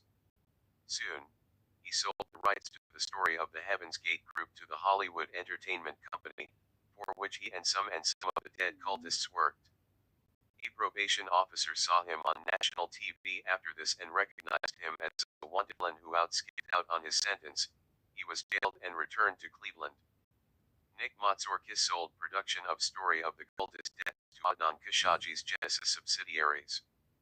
Professor Courtney Brown, a tenured political science professor at Emory University in Atlanta, author of Cosmic Voyage, and president and owner of Farsight Institute, a company specializing in scientific remote viewing, appeared on Art Bell's radio show. Brown said their remote viewers had found the mysterious companion to him thought to be larger than Earth, hollow, and under intelligent control, a kind of planetary spaceship hitching a ride on a comet or hiding behind it. Brown stated there was ET life on Mars and that the civilization there was dying, so the ETS started an underground colony in New Mexico. Brown appeared again on Art Bell's program along with his assistant, Prudence Calabrese. Brown told listeners that a well-known astrophysicist at a top 10 university sent Brown information confirming Farsight's remote viewing results. Calabrese today heads a commercial venture called Transdimensional Systems in San Diego. She claims to have been part of the CIA's effort to learn more about the Soviets through remote viewing and especially in a CIA project channeled through Stanford Research Institute in California. Calabrese and her 14 employees are currently working with San Diego FBI, assisting in remote viewing of dangerous criminals. On March 26, 2007, after X13 finished briefing me on the Heaven's Gate information, he said he sat down and turned on the TV. When he switched the TV on, the words Heaven's Gate came on the screen. X13 turned the sound up, and it was a CNN program called Anderson Cooper 360. Cooper said, the largest mass suicide, 39 members of the Heaven's Gate cult, occurred 10 years ago today. How is that for coincidence? In reality, there is no such thing as higher consciousness giving us signs when we have found the truth. Anderson Cooper went on to interview Rio D'Angelo, real name Richard Ford. He was known inside the Heaven's Gate cult as Neody. Rio found the bodies and videotaped them before calling 911 to report the deaths. He was a member of the cult from 1994 to 1997. He left the group 4 weeks before the 39 members committed suicide with a cocktail of drugs, after coming to believe that a spaceship would be taking them to heaven. D'Angelo discovered the bodies on March 26 after he received 2 videotapes that described the cult members' intentions. He wrote a book about his experience called Beyond Human Mind, The Soul Evolution of Heaven's Gate. In a Newsweek interview, D'Angelo also said Heaven's Gate cult leader Marshall Herb Applewhite was frightened by the 1993 police siege of the Branch Davidian compound near Waco, Texas, and thought the FBI was stalking his group. D'Angelo said the cultists thought there was no gender at the next level, so they adopted an androgynous look and shunned sex. Once Applewhite got castrated, 5 other cultists did the same. The 39 members were found dead at their rented mansion in Rancho Santa Fe, San Diego, California. The victims ranged in age from 26 to 72. Among the victims was Thomas Nichols, brother of Nichelle Nichols, who starred in the original Star Trek TV show. The suicide victims ingested lethal levels of phenobarbital. On Tuesday, March 25th, D'Angelo received a videotape from the 39 members, which included 18 women and 21 men, saying farewell and announcing their intent to shed their physical containers and be lifted up to an ET ship reported to be following the Hale-Bopp comet. Many professionals observed and photographed an object 2,000 kilometers behind the comet until January 10. The object, Draco ship, behind the comet became known as the Saturn-like object or SLO. The following morning, on Wednesday, March 26, D'Angelo told Nick Matsourakis about the tape and expressed fears that the group may have committed suicide. The two men drove to San Diego and arrived at about 11 a.m. D'Angelo then entered the home, and after viewing the dead, did not phone the San Diego County Sheriff's Department. Only when he left the mansion did he call the police at 1:34 p.m. D'Angelo returned to LA with Matsourakis, and they closely listened to the news radio but did not hear anything about what he reported to the police. D'Angelo then called the Beverly Hills Police Department at 3 p.m., and they referred him to the San Diego Sheriff's Office. They said they knew nothing. Arriving at the scene at 3:30 p.m. were Deputy Sheriff Robert Brunk and Deputy Sheriff Laura Gasek. From the moment the officers pulled up, Brunk said he knew something was wrong. The drapes were pulled, the windows were pulled, and the outdoor lights were burning in the sunshine. Brunk found the front door locked, the windows closed, and a side door unlocked. The Heaven's Gate leader Marshal Herb Applewhite had links to 19th century occultists. Madame Blavatsky and novelist Samuel Langhorne Clemens, better known as Mark Twain. The Heaven's Gate mansion at 18241 Colina Norte is just down the street from the San Diego River. This was a favorite spot of Mrs. Catherine A. Tingley, a disciple of Madame Blavatsky. Mrs. Tingley moved to San Diego in 1896 and founded an ashram of the Theosophical Society at